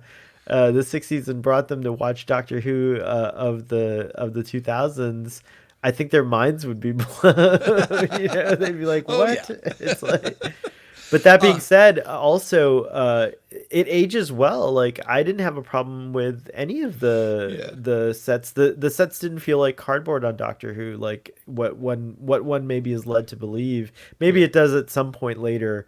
Yeah. Now that I'm thinking about it, but at this point, the console seems like a real Well, they wooden just built thing. it. It hadn't gotten loose I and guess it hadn't wobbly yet. gotten. Yeah, yeah. I guess it All the hadn't joints gotten. were still tight. Right, yeah. So that's what I guess that's what I mean to say. This fresh new series felt like very luxe, and budgety. Like, it didn't feel like Yeah. they spared. Well, I mean, they will be spending the whole season paying off that console room set, but but that's how these things work for almost every sci-fi. Is that right. your spaceship set is it comes out of the budget of every episode for the first season. But even the Coal Hill School sequences, like, all of that just felt like very well done and paced nicely, and like, it felt like the production had time. It's like what you said. It felt like they were like out to make, Yeah. this theater. Like, it was Yeah. cool. Well, and I think Warren Hussein actually, relative to some of the later Hartnells we're going to look at, took a much more filmic approach. For its time, it's one of the more filmic and less theatrical of the Doctor Who's. Despite what I Yeah. said earlier, Warren Hussein, did all the film, used an actual film camera to shoot the fight sequences, Right. so that he could get that rapid editing and cutting and stuff. But yeah, I'm just gonna give Barbara a little more time. I know we were yes. talking about Ian, but And yeah, and so Warren Hussein definitely deserves some credit for making this look as good as it does. It no doubt helped a lot that they got to do Unearthly the first episode twice. I'm sure that gave Warren Hussein a lot more time to figure out, oh, that didn't work, and this, we're going to do this and this instead. So, and that first episode, it just feels like it's right out of the Twilight Zone. It feels creepy and weird, and we don't know what we're getting into and what we're going to find in this police box and who this old man is. So and there'd just been a famous documentary on TV on the BBC recently about I think a girl living on the streets who is about Susan's age, and a lot of this kind of almost looks kind of like that, and there's almost this feel like apparently if you were in the context it was originally seen, you might be wondering if it's going to turn out that Susan is just living in a junkyard by herself and there is no grandfather, Right. or maybe grandfather is kind of also living in the junkyard, sleeping on a moldy mattress or something. So but yes, let's talk some cavemen, because you were talking about the women, and the women cavemen also do pretty well too. Yeah, I agree. We've got Zahn, her, and her. She's crafty. She's on the ball. You can say it plays a little bad as the standard woman behind the throne who's smarter than the man thing, which is a stereotype that's very old now, and kind of like and perhaps even has slight negative connotations, that this woman needs to manipulate her man into doing everything. But at the time, it's actually pretty progressive to show that this woman is really smart. And, they're cavemen. So anytime just the fact that they're as smart as they are is kind of impressive. They could have been like, grunting and hitting each other with coconuts. Yeah, her is actually fairly crafty and smart. And I think she clearly does love Za. It's not just, he's not just a good ticket to the top for her. And yeah, and Za's interesting. He's got multiple layers to him. They don't really, neither of them really have a lot of sense of empathy. They're kind of lost about cavemen have not invented empathy yet, apparently. But one could even argue that they get empathy taught to them in this story. But yeah, yeah, and which aligns with, I guess, like the belief that, you know, empathy is something that, you know, is an advanced development, you know, in species, perhaps, because it requires safety and it requires not having to, you know, like be animalistic, you know, like shedding that part of it. So it is neat that like they were introduced to empathy, and that was a great scene. You're right. It was like a pretty cool scene when they were realizing, oh, they don't kill, you know, like this kind of thing. Like, yeah, they're not going to leave Zod to die. Right, I mean, right. except for the doctor who's going to caution with a rock. But the doctor's not human, so we're still Right. not actually the. You know, he is an alien and he acts alien. So And I have a confession. I think this was the first time I actually tuned into stuff like that, because this is just a personal bias, but like cave people stories, I just like like it just all, you know, it's like, oh, whatever.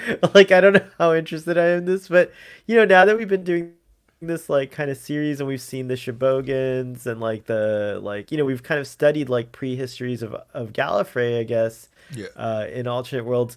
It is kind of different now when I watch this. I was like, oh, now we're watching Earth's prehistory, perhaps, or is it? Yeah. Well, yes, obviously the expanded universe has emphatically said that this is Earth and these are humans. Right. There seems to be a bit of debate about whether they are Homo sapiens or Neanderthals. Right. Obviously the makeup doesn't look that Neanderthal, but you know, within the limits of what they can do on Doctor Who, that doesn't necessarily prove much. So, and I think some of the novels actually call them Neanderthals. But as far as like audiences tuning into this the first time, there was a bit of a mystery. Like you had to kind of wonder, oh, maybe this is like another place. Yeah. Yeah, they kind of just, the heroes just sort of assume it's Earth, but there's no real solid evidence. The only thing we know for sure is the Doctor seems confident that they went back in time, and not forward. So, but yeah, I thought Za and her were actually surprisingly complex, more complex than a lot of guest stars we get in New Who, and some of that's because they have 4 episodes to play, or well, 3 episodes to play with. There's Za and her aren't in the first one, and they both get to be, you know, more nuanced individuals than you might expect. And then we have Cal here. And this is where we learn caveman politics are complicated. These guys have this fully fleshed out culture. There's at least two guys from other tribes that have joined this tribe, and they're reacting to the being part of this tribe differently. And they're vying for leadership. It boils down to something much more complicated than just who can beat who at arm wrestling. Right. And there's a lot of politicking going on. Doctor Who has been highly political since episode 2. Right. That was the one where politics suddenly became the forefront of the narrative. So. And this whole thing, fire, who's got fire and who's going to politicize fire, is kind of an analogy for nuclear weapons and stuff, and nuclear power. Who has that and they're going to be the leaders as the people with the bombs, which in '63 was kind of a big deal. Heck, with Russia these days, it's still kind of a big deal. So yeah, Kyle is surprisingly complex to get all these people in one story that are all, you know, they're cavemen, but they're all very distinct cavemen with their own agendas and stuff and ways of doing things.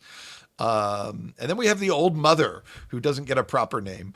And she's also, she's like the most clever, schemy one of the whole group.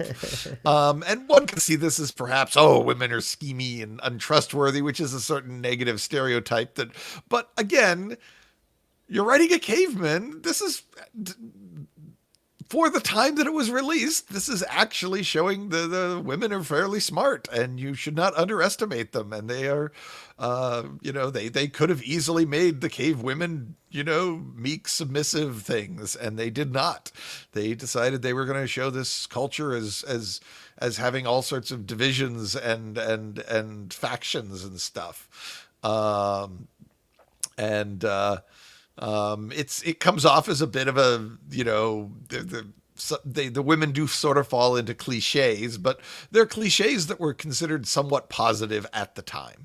So, and there certainly were a lot more negative cliches tropes that they could have invoked. So, did you have any other thoughts on our cavemen? No, I just again, like I think this time around I appreciated them a lot more than I did in the past. I feel like in the past, like I always kind of like checked out during this sequence, and I checked out a lot less. Yeah, I think there's, even when I was a kid, I was like, oh yeah, the cavemen one. I want to get to the Daleks. Right, exactly. No, exactly. So I did appreciate it a lot more this time around. So I'm glad we are doing this series, just because like it made me kind of like come to this moment.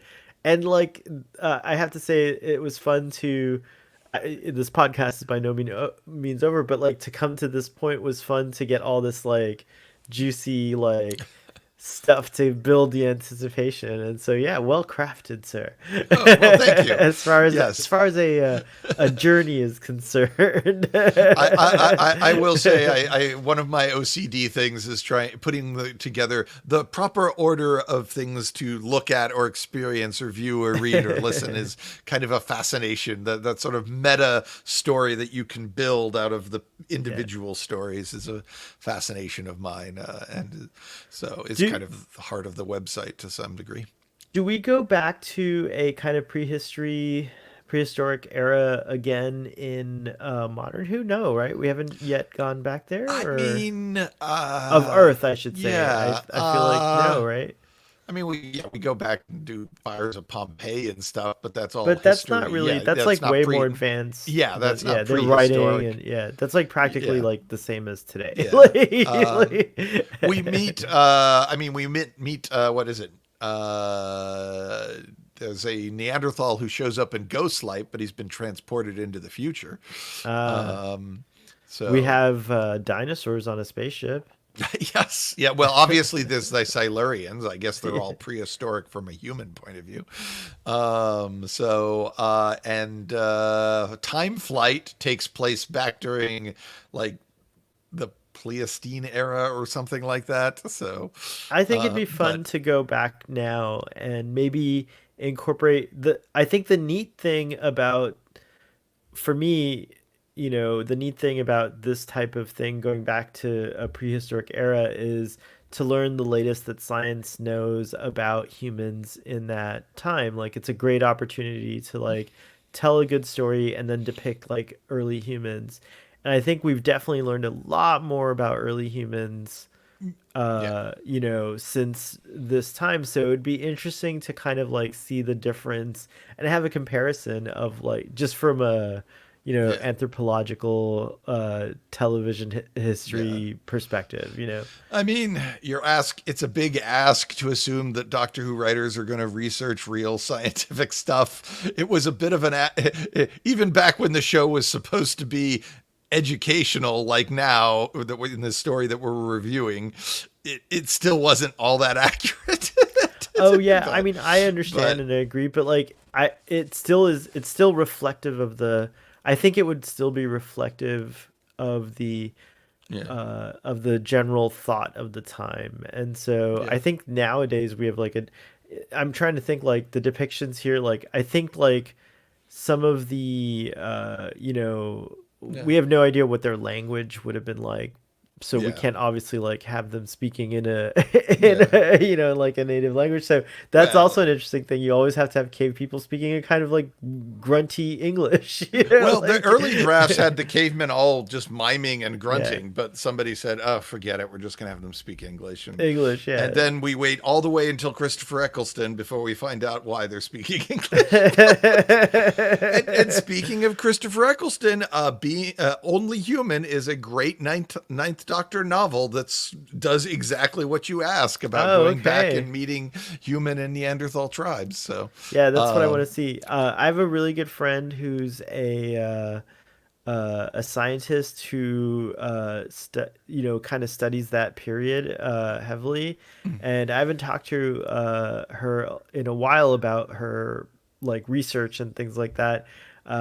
So I'm gonna definitely be like calling her up and asking her all kinds of questions and wondering if she's ever seen this episode of Doctor Who, because it'll be interesting to see her perspective. But in addition to that, I'll just say, in case anyone over at who wants to do a cave person story and wants to hire a consultant, like a science advisor, let me know and I'll get you in touch with her, because she'd be amazing as an advisor, and you could probably get a very accurate you know, like portrayal I of mean, Russell T Neanderthals Davies or never whatever. opened any science books up for his first run, but maybe this time will be different. Maybe he'll decide to open a science book. So, I um, will say that it would have been interesting. There's no, obviously there's no real prosthetics. The close, if they are Neanderthals, the closest in look would be Za. Za, yeah. But that's just because the actor has a natural kind of like, Yeah. you know, like squareness to When they him. brought I the men think. in, they for their auditions, they were also told to lift up their shirts and show how hairy their chest Oh, was. That was part gotcha. of the audition process. How interesting. I do also like that the hair is all rough cut, like, or the wigs are all rough cut, like if you cut those with the hair with stones, you know, so that's a Yeah. good thing that they don't have like just messed up hair. It actually looks like they've been cutting their hair with stones. So Yeah. yeah, it's very cool. Except maybe the old mother, who has kind of a nice shampooed look there. Maybe Sh- Vidal Sassoon did this style too. yeah. She's had time to, she knows things. She's old, and the elders know secrets that have not been shared to the younger ones. So, like how to make shampoo out of cactus resins or something. I don't know. Oh my. So, uh, let's see. Let's talk about the good, the bad, and the wibbly wobbly here. I hadn't caught it until the About Time pointed it out, but yeah, it's a story about adults trying to figure out teenagers, which was a big deal in 1963. It is absolutely trying for those adults, get these adults to watch as well. You know, it, It's funny because I don't think adults have ever figured out oh no, but teenagers. it was during the 60s that teenage culture sort of started to develop That's right. and be recognized as its own independent thing. In the 40s, like, you know, teenagers were just expected to be mini versions of adults, and if they weren't, then they were punished. And suddenly kids were like, oh, they've got weird music and all of this. And so Well, we extended school, which is a good thing. yeah. And that's why that, I guess that's why that arose. So, wow, it's cool. It shows that maybe a healthy adolescent culture is a sign of a healthy civilization. Yeah, well, moving forward, we are going to see a lot of friction between the youth movement and the adult movement in Right. classic Who as we go through. That is definitely a thing, an issue we are going to come back to again and again in the show. So, Right on. another thing I love, as I said, this episode, the first episode would make, it seems like a great Twilight Zone episode. But nobody was going to predict where this show was going unless they'd read the Radio Times plot synopsis, but before they watched it. But sitting down in 1963, there's just no way you were going to, at the start, that you were going to guess you were going to run around with cavemen by episode 2. It's just so gonzo. I mean, we take it for granted that's how Doctor Who works, but But at the time, it must have seemed just mind-blowingly weird. to have first, they're trying to figure out this strange girl who maybe she's homeless and living in a scrapyard. That would be sad. And oh my goodness, cavemen fighting for fires.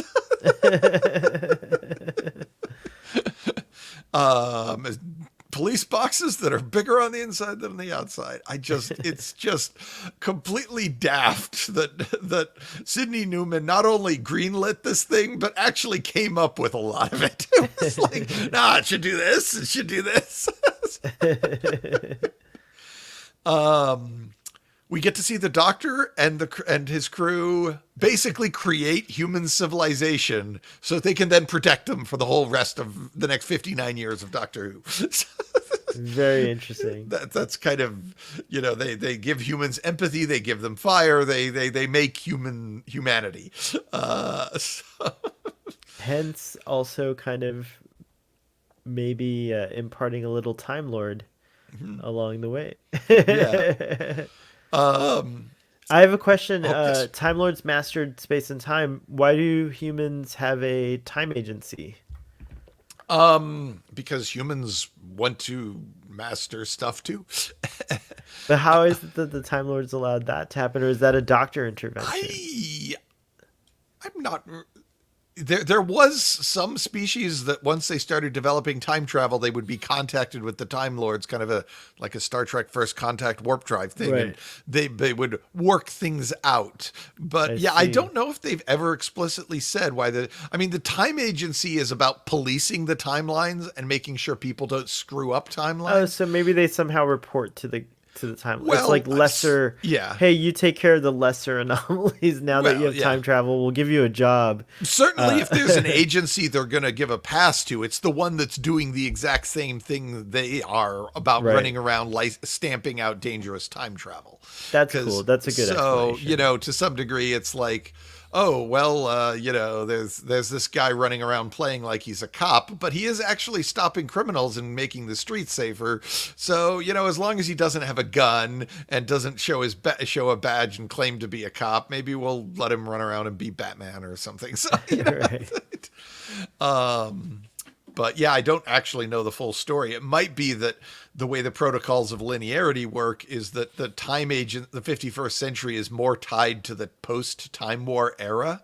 And so, because different parts of history are connected to different parts of Time Lord history in a completely non-linear, wibbly-wobbly way. So it might be that the time agency is something that sprang up after the Time War, even though it then retroactively shows up a few times before the Time War.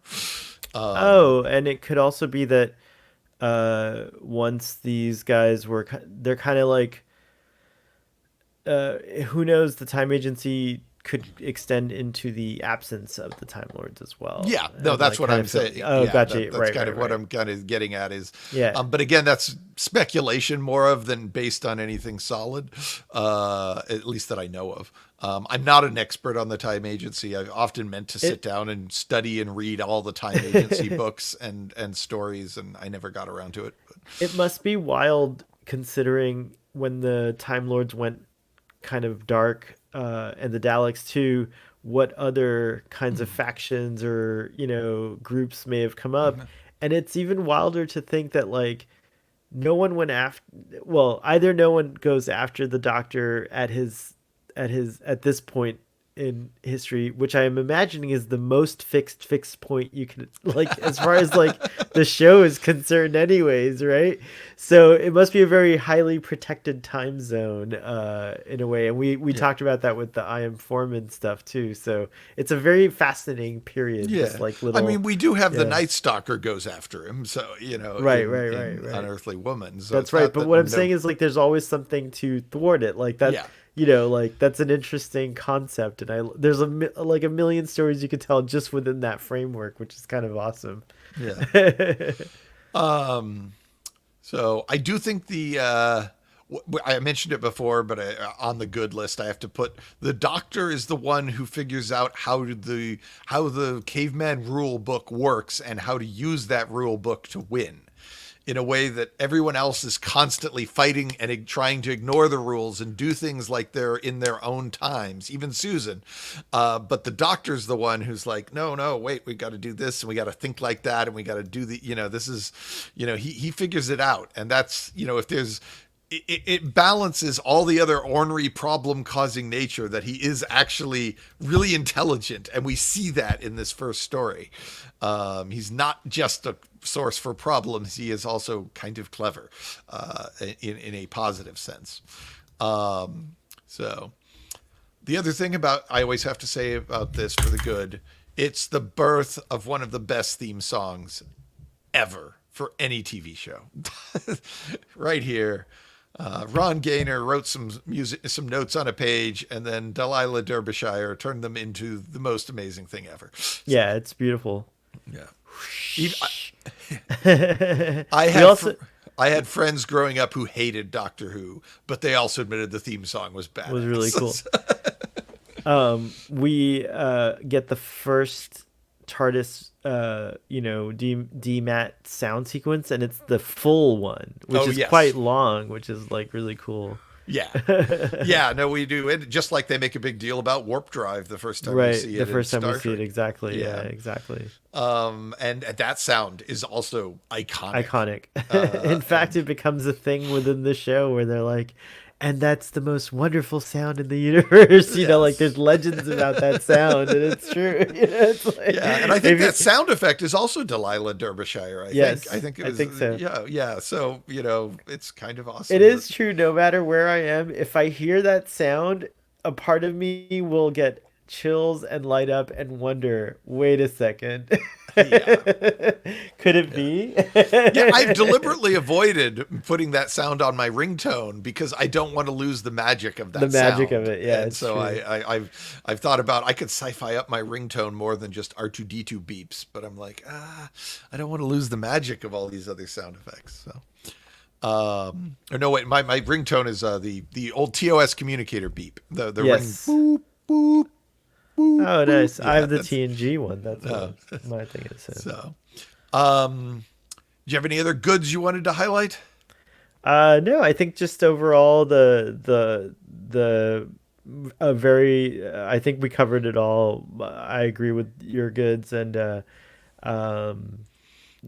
just I really appreciate this episode a lot more. Yeah.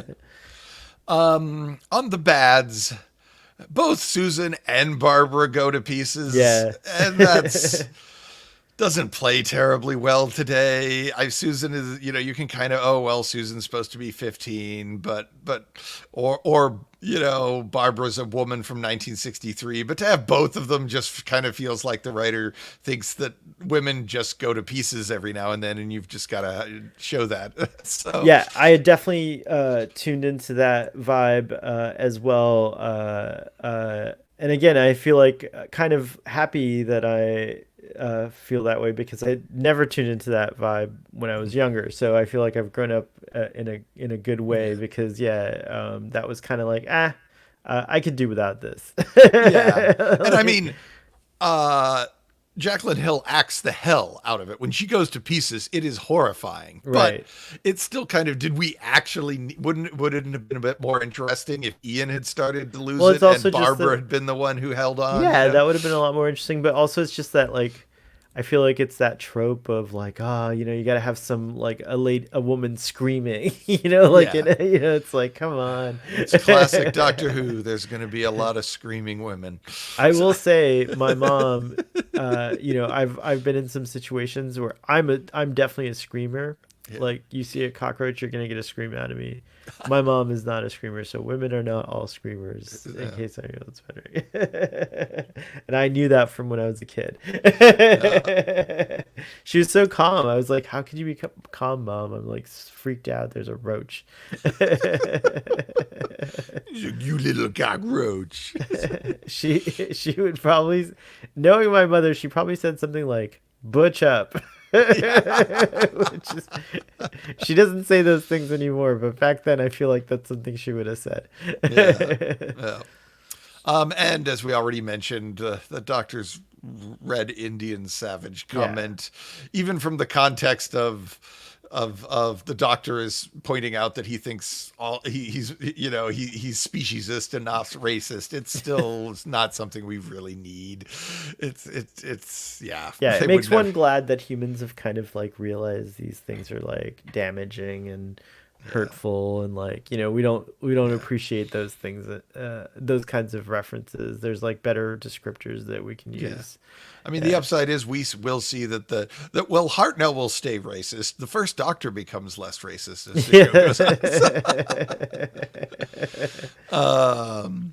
So any bads you wanted to highlight? Those two were the biggest ones, and I think that maybe for me, again, just we already talked about this, but like the prehistory stuff could have just been maybe tighter. It dragged on a little bit for me. This is only a 4-parter. Wait till we get to some of those 7 and 8-parters, man. I know, but I feel you're going to be watching them on double speed. No. I remember watching a lot of 7-parters. I feel like when I was younger, and there's some that are real good.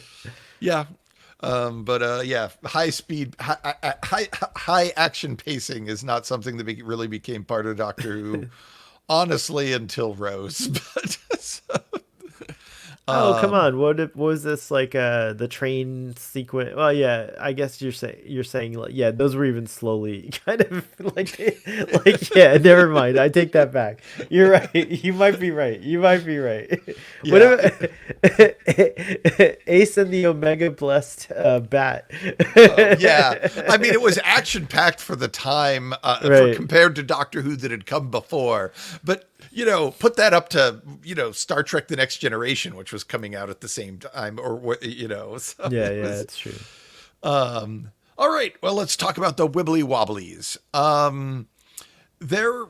If you are transferred through space and time without the proper treatment, your DNA, your genetic structure will start to unspool, and you will fall apart, and turn into Magnus Greel from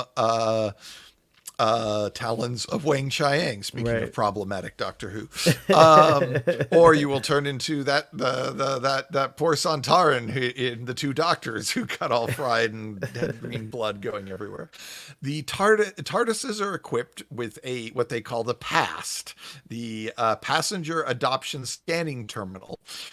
Which I'm pretty sure is that big hexagonal thing hanging above the console room, and it literally reprocesses your biodata, your history, so that you can function in different timelines, different points in space-time.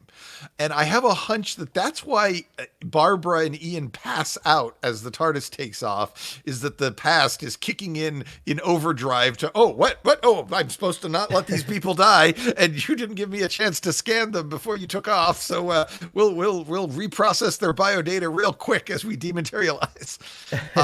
That's my theory, based on what we know of in the future about how time travel works. Let's see, we talked about the Doctor smoking. What other things? Oh, the Doctor states fear makes companions of us all. Did you catch that? That's right. Yes, I did hear that. That's what Clara says to the Doctor in the barn. That's totally true. We have the Doctor is quoting Clara in this story, and that is wonderfully wibbly wobbly. Yes, that is wonderfully wibbly wobbly. Well done, Moffat. Yes. Well done. Did you have any wibbly wobbly oddness that you wanted to point out? No, that takes the cake. I think that's a good one. All right. Just so you know, it looks like the 10th Doctor got mad at me for saying that all the Doctors are the 10th Doctor. And he locked the TARDIS controls so that I can only go in 2 directions, apparently. So I can change the slides, but I can't change the layout, so I can't put us back to full screen. That's fine. So it happens. So and I can't take the presentation off the screen. So just so you know, we are locked, Doctor, or someone messed with our TARDIS. So what you're saying is somebody's controlling the vertical and somebody's controlling the horizontal. That's correct. Yes. You've crossed over from the Twilight Zone to the outer limits. Well, let's take a look at the time lore. Let's see, the brain buffing. I think we have a picture there of a loomling, of a novice Gallifreyan. If you said There we go. A loomling. I like that term. Yes, loomling. Were you able to bring that up? It's not up there? Oh, no, it's not on my end. So I'm You still don't looking at the old woman. So You're not seeing the baby master? No, I'm not. I have no idea what version is getting recorded. All right, one second then. It's fine. Entertain the audience. I'll have to reset something. I'll be right back. Okay. Right. Well, let us, I guess we talked about the Notebook. Let's see what else would I want to say about this story that I didn't get a chance to talk about. I just love this era of the show. The show has no idea what it is, so it can be anything. And every few episodes, it is doing some incredibly new, daft thing. And in hindsight, all of this is very much drawing and coloring within the lines of what Doctor Who is. But at the time, when you stick yourself in the headspace of the people writing and watching this show, every week it was doing some crazy new thing that you could never have predicted. And it's kind of awesome to see them figure it out as they go and make it up as they go along. And they do such a great job. Honestly, it's so graceful, given just how odd of places this show is going to go, the way that the cast rolls with every weird thing they land in, and the way they've got Ian and Barbara and the Doctor and Susan. They just figure out how to make it work, no matter what daft thing they're going to be doing this week or the next week or the week after that. They make it feel real. They pull it all together. They are the glue that makes this all feel like one thing and not some sort of anthology show. And they do an amazing job of doing that, and I'm really kind of looking forward to that as we move forward. Now, we're not just going to be looking at these TARDIS stories, as I call them, totally awesome reviews, but we also going to alternate back and forth with the Time Lord stories that are focused more on revealing new insights into Gallifrey and the Time Lords and their nature. And we'll try to mix and match and kind of smear everything together as much as possible. But I do want to take a look at the show both as it moves forward. And me and Sohel are going to be bringing you some of our other favorite episodes as we go. Which reminds me, now that we're into the TV show, I need to get Sohel's list. Do you see the master now? The loomling. What else? Am I not on the screen here with you? Do you not see me at this point? Brian, hello. About Mad Norwegian Press. I'm going to give you a commercial break. Mad Norwegian Press produces the About Time book series, which is the definitive.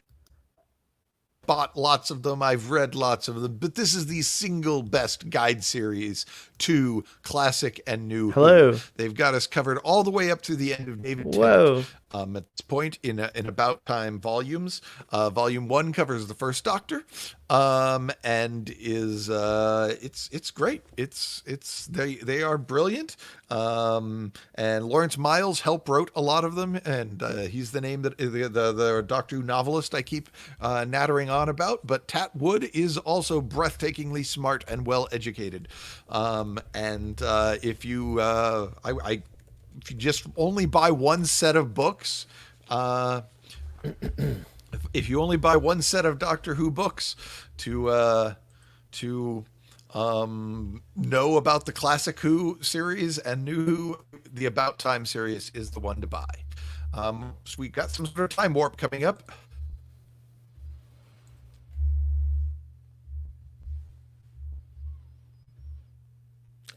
Okay, so I'm I'm guessing that Brian has been scooped up So I will go ahead and talk about this segment here. Yes, hello.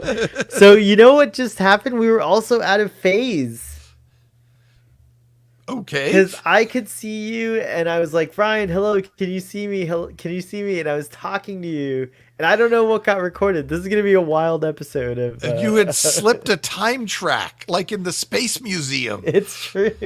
So where wild. you were in a different time track than me, where you could see me and interact with me. That's what they call it in Doctor Who. In Star Trek, it's out of phase, but in Doctor Who, it's slipped a time track. Slipped a time track. It was wild. Yeah. But now we're back. We're back. Yes, we're back in the same time track. The TARDIS's crystals have popped back into alignment. So. And I don't know what's going on, but I think we're back in action. It says we're still recording, so let's keep going and see what happens. Okay. We've done so well. So you were talking about this loomling here. Yes, let's talk about this loomling. Well, not this particular loomlings, but loomlings in general.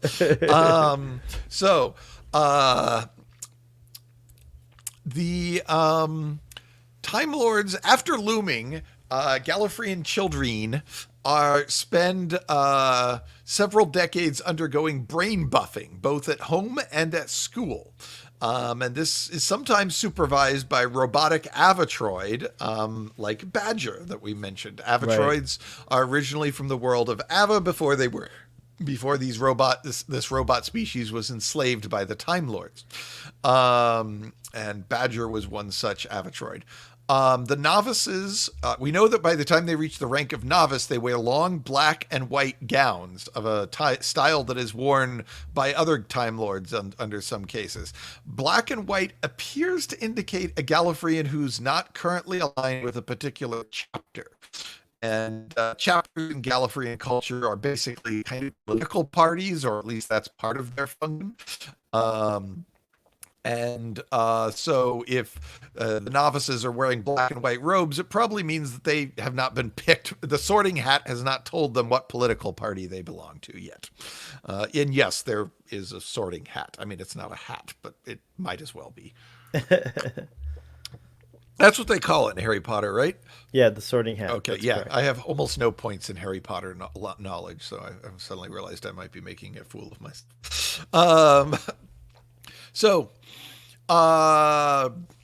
For the first 8 years of their life, their extended family trains them in writing, culture, mathematics, and science.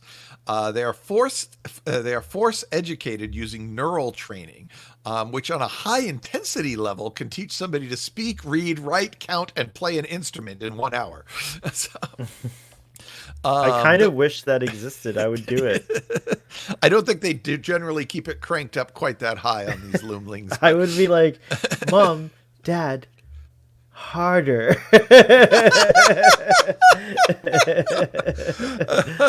Okay, I'll try to avoid quoting George Takei there, and we'll move on. Yes. I meant like harder math problems. Yes. Come on. Yes, this is a family show. For crying in the night. Yes. We don't do anything horrible or distasteful like clubbing cavemen to death who are helpless on the ground. This probably is connected to the Encyclopedia Gallifreya, volumes 1 through at least 11, which is stored in bottles that I guess you drink, and that's how the neural training works. Is you chug some Encyclopedia Gallifreya. Man, those Gallifreyans know where it's at. That's how I want to learn. That's how everyone would want. Like, can you imagine what was it that was really popular? Capri Suns had the knowledge of there was National Lampoon's thing about the fraternity known as the Decca, where they're the chug. You're chugging knowledge. They bring this massive jug of pure porn, and you have to chug it all in one go. I don't know if they do that, but yes, we know Encyclopedia Gallifreya is bottled. That's amazing. In volumes, and each bottle is a different volume. So does that mean wherever it is on the library planet, there's bottles? I guess, yeah. That's pretty cool. And we know that there are Gallifreyan memory acids, which are held in bottles, and they burble telepathically when you open them. So it appears that they have bottles of memory acid that you pour into your head and it burns the memories into your brain. So, It is it just makes you appreciate when River Song says a Time Lord is a miracle yeah, in that episode. There's so much kind of like uh evolution, whether it's like augmented by themselves or like yeah, just like sheer from yeah, interacting with sure. the temporal vortex. Yeah, You there's know, definitely like some Khan Noonien Singh augmentation we will get to. That's right. why, um, so there's something called infant school where they learn quantum mechanics, and quantum mechanics are treated about the same way poetry is treated in Earth culture, That's wild. as an art form. So they and what was I going to say here? And the simple, as we learned from Susan, the simplest geometry problems are solved using 5 dimensions, not 3. Right. And their Cartesian geometry problems involve 26 dimensions. So, Right. the college level stuff. Well, still Timetots, they read 4-dimensional pop-up books like Our Planet Story is the title of one, and they learn the rhyme and reason of Rassilon. And there's also every Gallifreyan child's pop-up book of nasty creatures from other dimensions, which is all about the Toclafane. The The Taclophane, Fane, yes, yes. the Gallifreyan boogeymens that consume time Are and we doing Taclophane?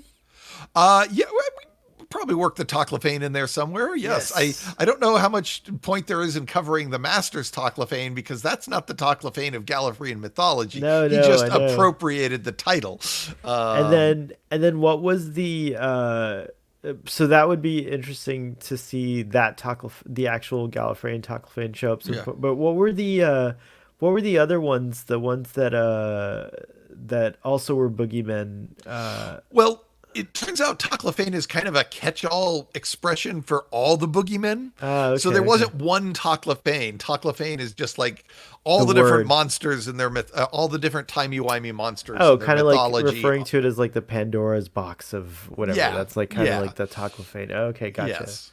Um, so they are taught to recite their 2,137 times tables.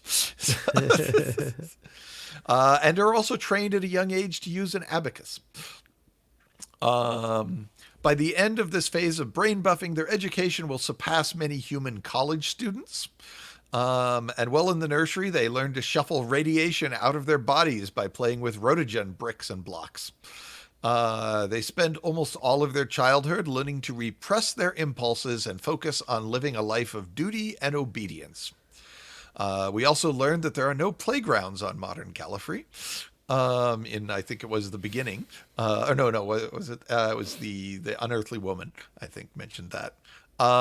We also and the children are taught to recite prayers to Time and her sisters, the other ancient Gallifreyan gods.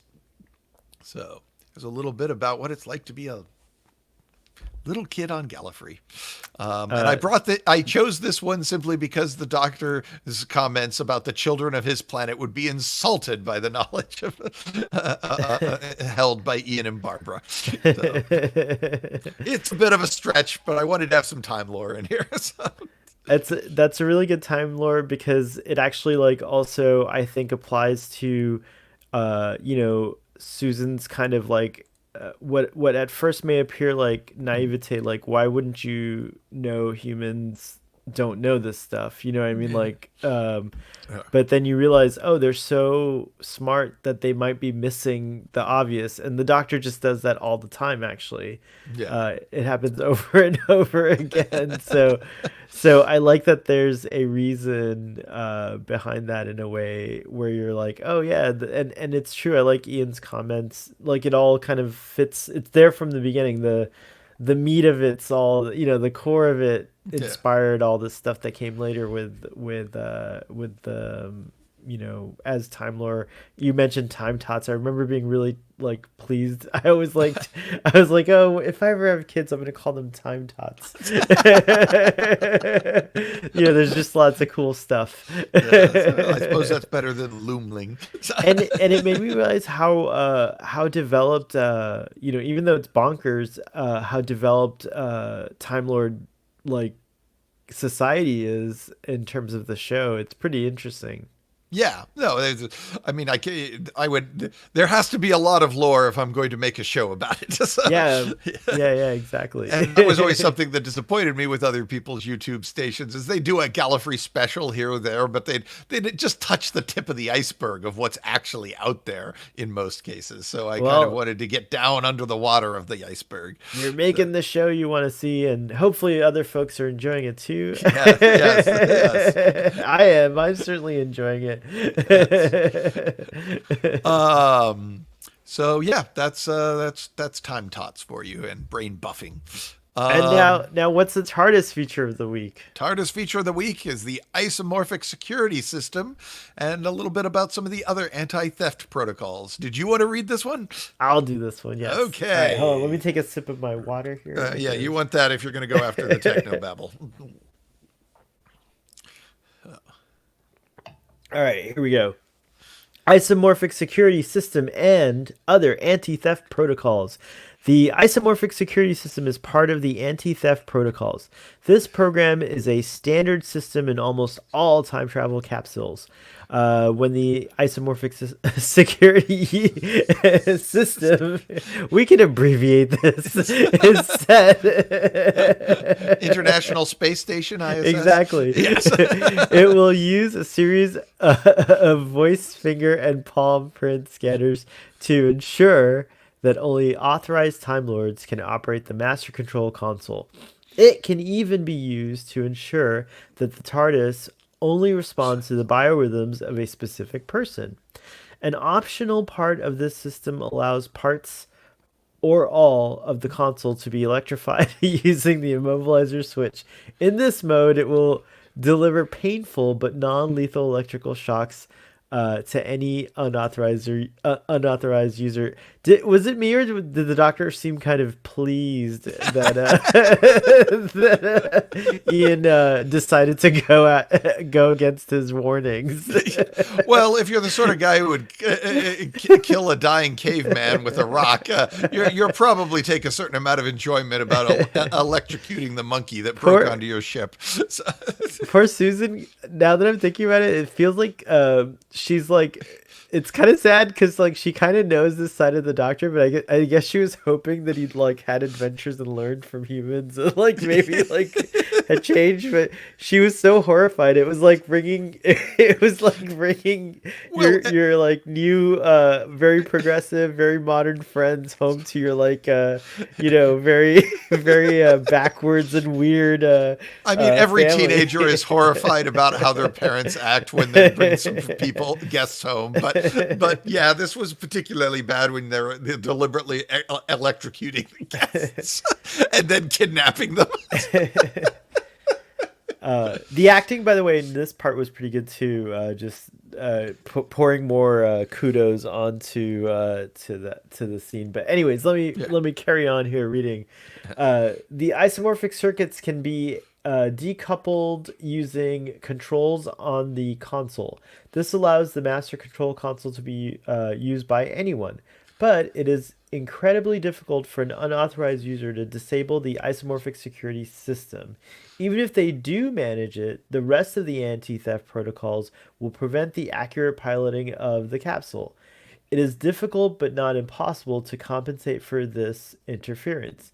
Even minor malfunctions in the isomorphic controls can make it impossible for a Time Lord to override remote control signals. There are several other security protocols, many of which can be customized by the operator. Security Protocol 712, for example, allows the ship to make an automatic flight to the coordinates outlined in an authorized control disk. Nice reference to the Ninth Doctor. Oh yes, yes. No, it's, That's I, cool. I felt like that should be covered someplace, and this is the most logical place to But do that's it. pretty So cool, yeah. yeah, and so there, I think I figured my guess is that from what I've managed to determine, the switch on the far right is probably the one that activates the isomorphic security system, and of course, once activated, the only person who can switch it off is the person authorized to use it. I Which would be assume. the Doctor, I guess. Yes, yes. Um, I do wonder if perhaps the reason it's switched, not switched on all the time, is that the Doctor wants Susan to be able to use the console, and there might be some, and he's probably at this point wanting most of the security systems to be switched off because they tend to interfere with stuff. So he'd probably just switch everything off he could. So, and as we see watching the show, the Doctor generally keeps the isomorphic system switched off for most of the rest of the series. There's hardly a very few examples of the TARDIS of him enabling it after going forward from this point. So Yeah.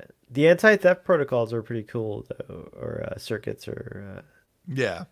No, and as you might have noticed, there's yet one more explanation as to why the first Doctor cannot navigate the TARDIS properly. I think we're up to explanation number 7 now, because so right. many different writers have wanted to explain why. Oh, it's the filament. Oh, it's his memory getting damaged from breaking the laws of time. Oh, it's his memory being damaged from a psychic battle with Lady Painfort. Oh no, it's the space-time programmer is worn out. Oh no, the TARDIS itself is hijacking him and taking him wherever she wants to go.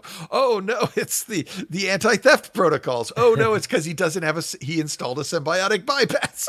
What does the Doctor turn off? He calls it the shields, but like I guess with the anti theft protocols have been turned off. Also, in Journey to the Center of the TARDIS, when the TARDIS was, magged into that Yes. hall, yeah. Yeah, Interesting. when you could put the TARDIS into basic mode, it disables a whole lot of the extra features. And then what kicked was that just the when the TARDIS had its tantrum when they sold when they stole one of the circuits, Yeah. Was that just the TARDIS in that situation, or are there deeper anti-theft protocols I that kick in that maybe reconfigure the TARDIS and do all kinds of things to prevent Yeah, I mean, Doctor's TARDIS is incredibly willful by the standards of other TARDISes. right. She's basically kind of shunned and a bit of an outcast among TARDIS kind. And so how much of what we see there is the Doctor's TARDIS willingly causing problems, and how much of it are just automatic systems kicking in is probably up for debate. Certainly something we could discuss when we get to that episode. But Excellent. yeah, I don't know if there's a hard answer for that one. The so yeah, because the Doctor's TARDIS is with the symbiotic bypass is allowed to be way more willful. Part of the idea is that the TARDIS can't really function because it only has half the code, and you need the other half of the code that is in the time of symbiotic nuclei to have a whole functioning thing. And this allows the Time Lord to ride herd and on the TARDIS and keep the TARDIS under control, because Time Lords like to be in charge. And the Doctor, for various reasons, perhaps more of avoiding to be tracked to begin with, but as time went on, was wanting a much more truly symbiotic relationship with his capsule, with his ship, where they were both working together to explore the universe rather than him always basically enslaving the TARDIS. So a symbiotic bypass basically removes the chain that would connect the Doctor to the TARDIS and make the TARDIS a slave. So yes, the Doctor's TARDIS is off the leash. So, anyway, yeah, the switch on the far right of that picture is probably the one that's actually the immobilizer switch, as far as I can determine. But I could be wrong on that. But there's some evidence from some sources to indicate that that's what that switch does if you're standing right in front of that control panel. So, right. Anything else we want to cover? Or shall we wrap this up? I think we're good. Yeah, We're and there's good. there's all kinds of glitches occurring in my TARDIS, so I'm not sure, or in this TARDIS, so I'm not sure what's going on, but we'll find out soon enough. Yes, okay. Well, we'll keep boldly going forward in all our beliefs and prove that they are not that we are not mistaken. To quote Hartnell or misquote Hartnell, but Hartnell was probably misquoting the script anyway. So we should check out allthingstimelord.com if you want some more juicy goodness. If 2 hours and whatever minutes this ends up being is not enough for you. I think it's 2 hours and 19 minutes. That's not bad for us. Like, I think we're getting close to the under 2 hour mark there. Yes. And Starfleet Boy also has a plethora of stuff out there. Apparently Twitter has somehow continued to live, so I'm still there. So you can find me on Twitter. I now also am on something called Mastodon. Lawrence Miles loves the Mastodons. You can also find me on Instagram. Pretty much every social media thing that is not associated with Donald Trump, and now hopefully not with Elon Musk, maybe much longer, but who knows? We'll see. But you can find me on Facebook, I guess, also, which is, there's no social media is good, but I'm on all of it. So Starfleet Boy. But primarily I do podcasting on YouTube. So actually I would appreciate it if you would find Starfleet Boy on YouTube and hit the follow button or check out some of our videos and maybe like or comment if you have any thing to say. Yes. And so without me running around, Sohail's able to produce timely shows that are well paced and don't go on forever. I force myself to go at an hour, but it is true that I do enjoy just like this format as well. So that's why I'm here. So I don't mind. We've done 3-hour episodes. I don't think we'll ever cross into a 4-hour episode, but that is not a challenge, Brian. No. I would like to get them under 2 hours. Yes, that's what we're aiming for. Yeah. Let us know, actually, audience. Comment and like, and let us know. Subscribe if you like what we're doing, and if we're going too long and we should cut these up into parts, let us know, because that's something we can take into consideration. I do make sure that every episode has has chapter breaks, so you can just skip to the juicy parts. Oh yeah, that's right. You do that. That's a really cool thing. Yeah. So let's take a look at what's coming up next on the Time Scanner. It is the Gallifreyan fairy tale Blind Fury. Oh. So yes, let's take a look at some old Gallifreyan mythology. That's gonna be fun. Yes. So see you all next week.